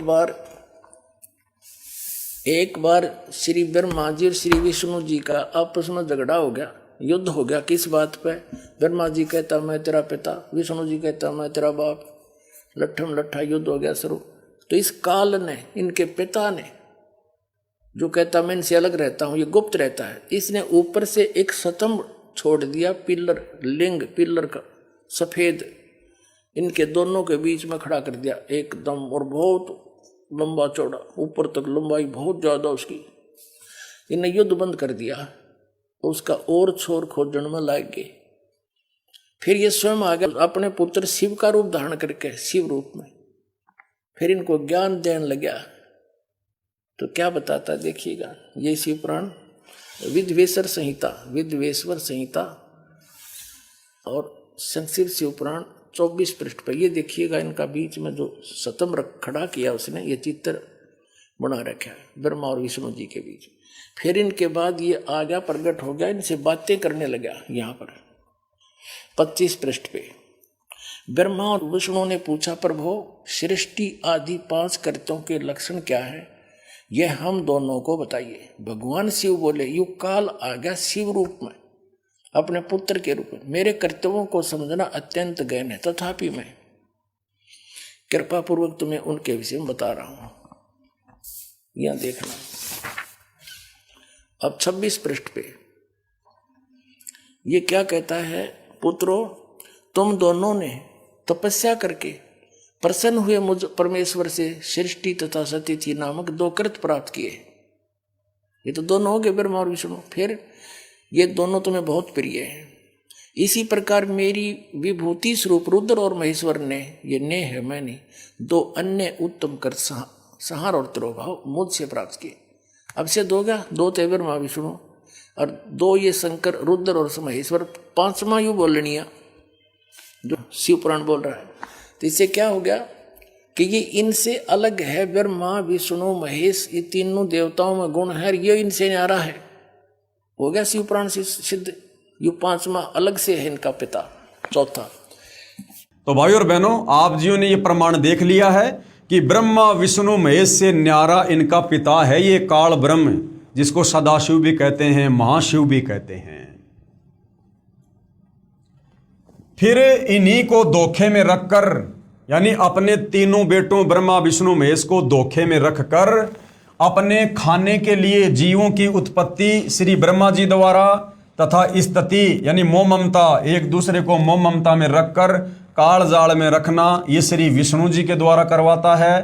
तथा संहार, क्योंकि काल पुरुष को श्रापवश 1 लाख मानव शरीरधारी प्राणियों के सूक्ष्म शरीर से निकला मैल निकाल कर खाना होता है। उसके लिए 21वें ब्रह्मांड में एक तपतशिला है जो स्वतः गर्म रहती है, उस पर गर्म करके मैल पिघला कर खाता है।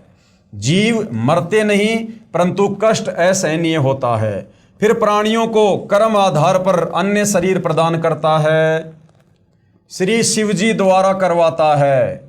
जैसे किसी मकान में 3 कमरे बने हों, एक कमरे में अश्लील फोटो लगे हों, उस कमरे में जाते ही मन में वैसे ही मलिन यानी गंदे विचार उत्पन्न हो जाते हैं।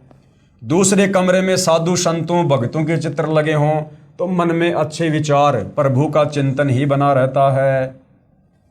और तीसरे कमरे में देश भक्तों व शहीदों के चित्र लगे हों तो मन में वैसे ही जोशीले विचार उत्पन्न हो जाते हैं। ठीक इसी प्रकार ये ब्रह्म, ये काल ने अपनी सूझबूझ से उपरोक्त तीनों गुण प्रधान स्थानों की रचना की हुई है। अब ये तीनों गुण क्या हैं भाई और बहनों? रजगुण क्या है, सतगुण क्या है और ये तम गुण क्या है? तीनों गुण क्या हैं? इसका प्रमाण हमारे धर्मशास्त्रों में कहां पर है कि भाई रजगुण ब्रह्मा है, सतगुण विष्णु है और तमोगुण शंकर है। ये तीनों देवता एक एक गुणों से युक्त हैं। इसका प्रमाण हमारे हिंदू धर्म शास्त्रों में कहाँ है, ताकि हमें इस सृष्टि रचना पर विश्वास हो, जो यथार्थ सृष्टि रचना कबीर परमात्मा जी ने आप और हमें बताई है। तीनों गुण, रजगुण ब्रह्मा जी, सतगुण विष्णु जी, तमगुण शिव जी हैं। ब्रह्म यानी काल तथा प्रकृति, जिसको दुर्गा भी कहते हैं, इनसे उत्पन्न हुए हैं तथा ये तीनों देवता नाशवान हैं, इनका जन्म और मरण होता है। इसका प्रमाण कहां पर है? गीता प्रेस गोरखपुर से प्रकाशित श्री शिव महापुराण, जिसके संपादक हैं श्री हनुमान प्रसाद पोदार, पेज नंबर 24 से 26, विद्वेश्वर संहिता तथा पेज नंबर 110, अध्याय 9 रुद्र संहिता। इस प्रकार ब्रह्मा विष्णु तथा शिव तीनों देवताओं में गुण है, परंतु शिव यानी ये ब्रह्म काल, ये गुणातीत है। यानी इसने तीनों गुण अपने तीनों पुत्रों के अंदर डाल दिए और ये खुद इनसे अलग रहता है, इसलिए इसको गुणातीत कहते हैं। तो भाइयों और बहनों, इसका जो प्रमाण है कि तीनों गुण क्या हैं, ये जब तक आप देखेंगे नहीं, आपको विश्वास नहीं होगा। तो हमारे हिंदू धर्म ग्रंथों में ये सारा प्रमाण है। तो आप जी परम पूज्य परमेश्वर सतगुरु रामपाल जी के मुख कमल से सुनिएगा और देखिएगा, ताकि आपको सृष्टि रचना पर विश्वास हो सके। सुनिएगा। अपने इस सदग्रंथों में श्री शिव पुराण गीता प्रेस गोरखपुर से प्रकाशित है। इसके संपादक कौन है? हनुमान प्रसाद पोदार।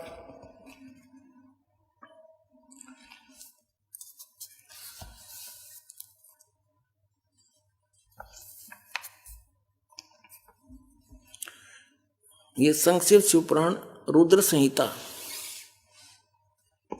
और संक्षिप्त शिवपुराण 110 पृष्ठ पर हम पढ़ रहे हैं। गीता प्रेस गोरखपुर से प्रकाशित मोटा टाइप। इस प्रकार ब्रह्मा विष्णु और रुद्र इन तीन देवताओं में गुण हैं, यानी रजगुण ब्रह्मा, सतगुण विष्णु, तमगुण शिव। परंतु शिव गुणातीत माने गए हैं। वो शिव कौन है? ये इनका पिता है। ये वास्तविक रूप में नहीं आता, किसी कभी ब्रह्मा के रूप में आ जाता, कहीं विष्णु के रूप में। शिव पुराण में ये शिव के रूप में आया, जिस कारण से इसकी महिमा अलग से बनाई। अब इस कंसेप्ट को और क्लियर करते हैं कि इनसे अलग है उनका पिता। उसके बाद भाइयों और बहनों, दूसरा प्रमाण गीता प्रेस गोरखपुर से प्रकाशित श्रीमद देवी भागवत पुराण, जिसके संपादक है श्री हनुमान प्रसाद पोदार, चिमनलाल गोस्वामी। इसका तीसरा स्कंद है, अध्याय 5 है, पेज नंबर 123 है। इसमें भगवान विष्णु ने दुर्गा की स्तुति की और कहा कि मैं विष्णु, ब्रह्मा तथा शंकर तुम्हारी कृपा से विद्यमान हैं, कि हम तो आप दुर्गा माता की कृपा से विद्यमान हैं तीनों देवता। हमारा तो आविर्भाव यानी जन्म होता है तथा तिरोभाव यानी मृत्यु होती है। ब्रह्मा विष्णु महेश अपनी माता दुर्गा से कह रहे हैं कि हम तो तुम्हारे से उत्पन्न हैं और हमारा तो जन्म और मृत्यु होती है। हम नित्य यानी अविनाशी नहीं है, तुम ही नित्य हो। यानी जितना ज्ञान ब्रह्मा विष्णु महेश को है, उस आधार से वो कह रहे हैं कि तुम ही नित्य हो, अविनाशी हो, जगत जननी हो, प्रकृति और सनातनी देवी हो। तब भगवान शंकर ने कहा, यदि भगवान ब्रह्मा तथा भगवान विष्णु तुम्ही से उत्पन्न हुए हैं, तो उसके बाद उत्पन्न होने वाला मैं तमोगुणी लीला करने वाला शंकर क्या तुम्हारी संतान नहीं हुआ? अर्थात मुझे भी उत्पन्न करने वाली तुम ही हो। इस संसार की सृष्टि स्थिति संहार में तुम्हारे गुण सदा सर्वदा हैं। इन्हीं तीनों गुणों से उत्पन्न हम ब्रह्मा विष्णु तथा शंकर नियमानुसार कार्य में तत्पर रहते हैं। अब भाइयों और बहनों, इसका प्रमाण हमारे धर्मशास्त्र में है, जिसका रेफरेंस आपको यहां पर दिया गया है। गीता प्रेस गोरखपुर से प्रकाशित श्रीमद देवी भागवत पुराण, इसमें साफ साफ लिखा हुआ है, ये तीनों देवता ब्रह्मा विष्णु महेश दुर्गा को अपनी माताजी कह रहे हैं और कह रहे हैं कि हम तो तुम्हारी आज्ञा से, तुम्हारी शक्ति से ये सारा कार्य कर रहे हैं और हम नित्य नहीं है, अविनाशी नहीं है, हमारा तो जन्म और मरण होता है। तो भाई और बहनों, एक बार ये प्रमाण भी आप जी पूज्य गुरुदेव सतगुरु रामपाल जी के मुख कमल से सुन लीजिएगा। अब देखिएगा, श्रीमद देवी भागवत यानी देवी पुराण गीता प्रेस गोरखपुर से प्रकाशित है। ये संपादक है हनुमान प्रसाद पोदार, चिमनलाल गोस्वामी। ये कहाँ से छपे हैं? प्रकाशक एवं मुद्रक है गीता प्रेस गोरखपुर, गोविंद भवन कार्यालय कोलकाता का संस्थान, ये यहाँ से छपा है। 123 पृष्ठ पे ये तीसरा स्कंद। यहाँ पर भगवान विष्णु अपनी माता दुर्गा की महिमा स्तुति कर रहे हैं। तुम शुद्ध स्वरूपा हो, यह सारा संसार तुम्ही से उद्भासित हो रहा है। मैं ब्रह्मा और शंकर हम सभी तुम्हारी कृपा से विद्यमान हैं। हमारा आविर्भाव जन्म, आविर्भाव माने जन्म, तिरोभाव माने मृत्यु हुआ करता है। केवल तुम ही नित्य हो, जगत जननी हो, प्रकृति और सनातनी देवी हो। प्रकृति दुर्गा को कहते हैं, ये स्पष्ट लिखा है। भगवान शंकर बोले, देवी यदि महाभाग विष्णु तुम्ही से प्रकट हुए हैं, उनके बाद उत्पन्न होने वाले ब्रह्मा भी तुम्हारी बालक हुए, फिर तमोगुणी लीला करने वाला शंकर क्या मैं तुम्हारी संतान नहीं हुआ? अर्थात मुझे भी उत्पन्न करने वाली तुम ही हो। शिवे, संपूर्ण संसार की सृष्टि करने में तुम बड़ी चतुर हो। इस संसार की सृष्टि, स्थिति और संहार में तुम्हारे गुण सदा समर्थ हैं। उन्हीं तीनों गुणों से उत्पन्न हम ब्रह्मा, विष्णु एवं शंकर नियमानुसार कार्य में तत्पर रहते हैं। तो भाइयों और बहनों, ये आपने देख लिया है सारा प्रमाण, जिसमें कहा गया है कि हे मात, ब्रह्मा, मैं तथा शिव यानी विष्णु अपनी माता की स्तुति कर रहा है दुर्गा की, और कह रहा है कि हे माता, ब्रह्मा, मैं यानी विष्णु तथा शिव तुम्हारे ही प्रभाव से जन्मवान हैं। हम नित्य नहीं है यानी अविनाशी नहीं है, अर्थात हम अविनाशी नहीं है। फिर अन्य इंद्रादि दूसरे देवता किस प्रकार नित्य हो सकते हैं कि माताजी, जब हम ब्रह्मा विष्णु महेश ही जन्म और मर रहे हैं, अविनाशी नहीं है, तो हमारे नीचे फिर ये 33 करोड़ देवी देवता, ये देवताओं का राजा इंद्र, फिर ये कैसे अविनाशी हो सकता है? तुम ही अविनाशी हो, प्रकृति तथा सनातनी देवी हो। पेज नंबर 11-12 अध्याय 5 श्लोक 8। यदि दया द्रमना न सदा अंबिके कथा अहम विहित च तमोगुण कमल जय रजोगुण संभव सुविहित किमु शतोगुण हरि, जो अभी आप जियों ने पढ़ा गुरुदेव भगवान के मुख कमल से। भगवान शंकर बोले, हे माता, यदि हमारे ऊपर आप दया युक्त हो तो मुझे तमोगुण क्यों बना दिया, और कमल से उत्पन्न ब्रह्मा को रजोगुण किस लिए बनाया, तथा विष्णु को शतोगुण क्यों बना दिया? अर्थात हम तीनों देवताओं को एक एक गुण युक्त करके हमें भयंकर रोगी क्यों बना दिया, हमें ऐसे भयंकर कार्य में क्यों लगा दिया, यदि आप वास्तव में हमारे ऊपर प्रसन्न हो तो? अर्थात जीवों के जन्म मरण रूपी दुष्कर्म में क्यों लगाया? लेकिन भाइयों और बहनों, दुर्गा की मजबूरी हो गई, क्योंकि दुर्गा ने सतलोक में गलती की, अपने परमपिता परमात्मा से आस्था हटाकर इस काल पर आस्था लगा ली जब ये तप कर रहा था, और सबसे पहले इसने हाथ खड़ा कर दिया 21 ब्रह्मांड में आने के लिए। और उसके बाद काल अब इसका मिसयूज कर रहा है अपने भोजन के लिए। इस काल ने दुर्गा को डरा रखा है, यदि तूने मेरे विषय में अगर जानकारी मेरे तीनों पुत्रों को दे दी तो मेरे से बुरा कोई नहीं। तो अब ये दुर्गा भी डरती हुई अपने तीनों पुत्रों को कुछ नहीं बताती है। इसलिए दुर्गा की मजबूरी हो गई अपने तीनों बच्चों को सृष्टि रचना के विषय में जो है अंधकार में रखने की। तो ये तीनों देवता कह रहे हैं कि माता जी, यदि आप हमारी माँ हो, हमारे ऊपर प्रसन्न हो, आप हमसे प्यार करती हो, तो हमें एक एक गुण युक्त करके, यानी ब्रह्मा जी को रजोगुणी बना दिया, विष्णु जी को शतोगुणी बना दिया, शंकर को तमोगुणी बना दिया, हमें ऐसे भयंकर कार्य में क्यों लगा दिया, यदि आप हमसे प्रेम करती हो तो। लेकिन भाई और बहनों, दुर्गा की मजबूरी, अगर काल की आज्ञा ना माने तो फिर काल इसको भी चैन से नहीं जीने दे। श्लोक नंबर 12 ये संस्कृत भाषा में लिखा हुआ है, इसका हिंदी अनुवाद है, अपने पति यानी पुरुष अर्थात काल भगवान के साथ सदा भोग विलास करती रहती हो, आपकी गति कोई नहीं जानता। निष्कर्ष, उपरोक्त प्रमाणों से प्रमाणित हुआ कि रजगुण ब्रह्मा, शतगुण विष्णु तथा तमगुण शिव है। ये तीनों नाशवान है, अर्थात जन्म और मरण में है तीनों देवता। और दुर्गा का पति ब्रह्म, जिसको काल कहते हैं, यह उसके साथ भोग विलास करता है। यह भी सिद्ध हुआ कि दुर्गा तथा ब्रह्म यानी काल भी साकार हैं, निराकार नहीं हैं। अब भाइयों और बहनों, आगे का जो चैप्टर है उस चैप्टर में लिखा है कि ये जो ब्रह्म है, जो काल है, काल की अव्यक्त रहने की प्रतिज्ञा। इस काल ने उसके बाद जब इसने दुर्गा के साथ में पति पत्नी व्यवहार करके अपने ऊपर के तीनों गुप्त स्थानों पर जब इसने 3 पुत्रों की उत्पत्ति कर दी, तीनों पुत्रों को एक एक गुण से युक्त कर दिया, उसके बाद भाई और बहनों इस काल ने अव्यक्त रहने की प्रतिज्ञा की।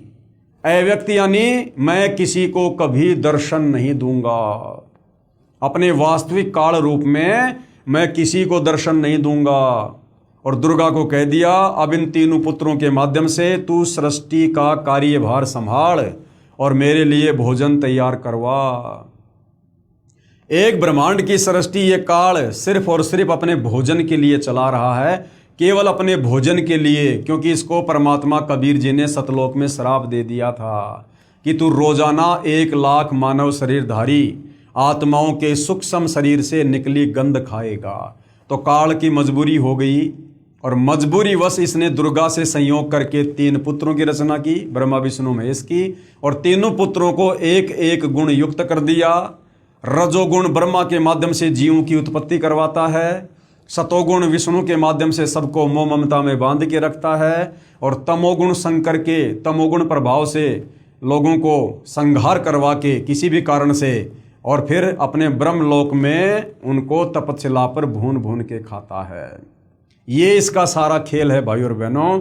और ये काल यहाँ कोई बिजनेस करने नहीं आया, कोई फैक्ट्री खोलने नहीं आया, कोई मौज मस्ती नहीं करने आया। शतलोक में जो गलती इसने तप करके की थी उसका कर्म दंड ये यहाँ भोग रहा है। और आप और हम तमाम आत्माओं ने इसके ऊपर आसक्ति दिखाकर अपने परमपिता परमात्मा कबीर साहिब के साथ जो धोखा किया था, हम भी उसका कर्म दंड यहाँ भोग रहे हैं। हम यहाँ पर जेल काट रहे हैं, जेल। तो अपने तीनों पुत्रों ब्रह्मा विष्णु महेश की उत्पत्ति दुर्गा के साथ में करके फिर इस काल ब्रह्म ने एक प्रतिज्ञा की कि अब मैं अपने वास्तविक काल रूप में किसी को दर्शन नहीं दूंगा। तो भाई और बहनों, उस काल ब्रह्म की जो प्रतिज्ञा है उसके विषय में हम नेक्स्ट वीडियो में जानकारी प्राप्त करेंगे। ये सृष्टि रचना है, इस सृष्टि रचना को हमने बहुत ही ध्यानपूर्वक सुनना है। ये कोई मनगढ़ंत कहानी नहीं है, बनावटी कथा नहीं है। अगर इस सृष्टि में कोई सत्य कथा है, अमर कथा है, सत्यनारायण कथा है, तो परमेश्वर रामपाल जी ने 5वें वेद सूक्ष्म वेद से निष्कर्ष निकालकर जो सृष्टि रचना पवित्र पुस्तक ज्ञान गंगा में डाली है, यही सत्य कथा है। और इस कथा को बार बार सुनने से, बार बार सुनने से, देखने से आप और हमें सर्व धर्म शास्त्रों से प्रमाण देख देख कर ये सत्य कथा हमें सत्य प्रतीत होने लगेगी। क्योंकि भाई और बहनों, ये काल का लोक है। यहाँ पर अगर झूठ को 100 बार बोल दिया जाए तो झूठ भी सत्य लगने लगती है, और सत्य तो सत्य होता ही है। सच को अगर बार बार सुना जाए तो सच अपनी ऐसी जगह बना लेगी जिसके ऊपर झूठ कभी अपना असर नहीं कर सकती। तो भाई और बहनों, मैं आपसे प्रार्थना करूंगा, इस पवित्र पुस्तक ज्ञान गंगा के माध्यम से जो आप सृष्टि रचना देख रहे हैं, समझ रहे हैं, साथ में आपके लिए बहुत ज़रूरी है कि आप YouTube पर जाकर सर्च करें सृष्टि रचना सतगुरु रामपाल जी। सतगुरु रामपाल जी के मुख कमल से इसी सृष्टि रचना को आप जी कम से कम 2-4 बार लगातार सुनिएगा। बार बार सुनने से, सारे प्रमाण देखने से आपको दृढ़ विश्वास हो जाएगा। उसके बाद आप आगे का अध्यात्म यानी जो ये आध्यात्मिक मार्ग है, भक्ति मार्ग है, आप इसको बखूबी समझ पाएंगे। तो आज के वीडियो में सृष्टि रचना के अंतर्गत हम केवल यहीं तक लेंगे। कल के वीडियो में गुरुदेव भगवान के आशीर्वाद से तीनों पुत्रों की उत्पत्ति करके फिर काल ने जो अपनी प्रतिज्ञा की थी अव्यक्त रहने की। अव्यक्त का मतलब होता है वो साकार है लेकिन किसी के सामने नहीं आता, उसको कहते हैं अव्यक्त। जैसे सूरज होता है, सूरज के आगे अगर बादल आ जाते हैं तो सूरज कुछ समय के लिए अव्यक्त हो जाता है, वो निराकार नहीं होता, वो अव्यक्त होता है क्योंकि उसके आगे बादल आ गए और जैसे बादल हट जाते हैं सूरज हमें दिखाई देता है। तो इसी प्रकार ये जो काल ब्रह्म है ये निराकार नहीं है, ये अव्यक्त रहता है। इसको डर है, यदि मेरे विषय में किसी को पता चल गया, यदि मेरे वास्तविक रूप को किसी ने देख लिया तो वो यहाँ पर जी नहीं सकता, यहाँ पर रह नहीं सकता वो। इसलिए काल की ये मजबूरी हो गई है अव्यक्त रहने की। तो क्या इसकी प्रतिज्ञा थी, क्यों इसने प्रतिज्ञा की, उसके बाद सारा काम ये किसके माध्यम से आगे संचालित करवा रहा है? ब्रह्मा विष्णु महेश को इसने केवल मोहरा बना रखा है, आप और हम सभी जीवों को अपने भोजन के लिए बलि का बकरा बना रखा है। तो आगे की सृष्टि रचना में हम विस्तार से जानकारी प्राप्त करेंगे। तब तक पूज्य गुरुदेव भगवान हम सबको आज्ञा दें, आशीर्वाद दें, सद्बुद्धि दें, हमारा मार्गदर्शन करें। बंदी छोड़ सतगुरु रामपाल जी परमेश्वर जी की जय हो।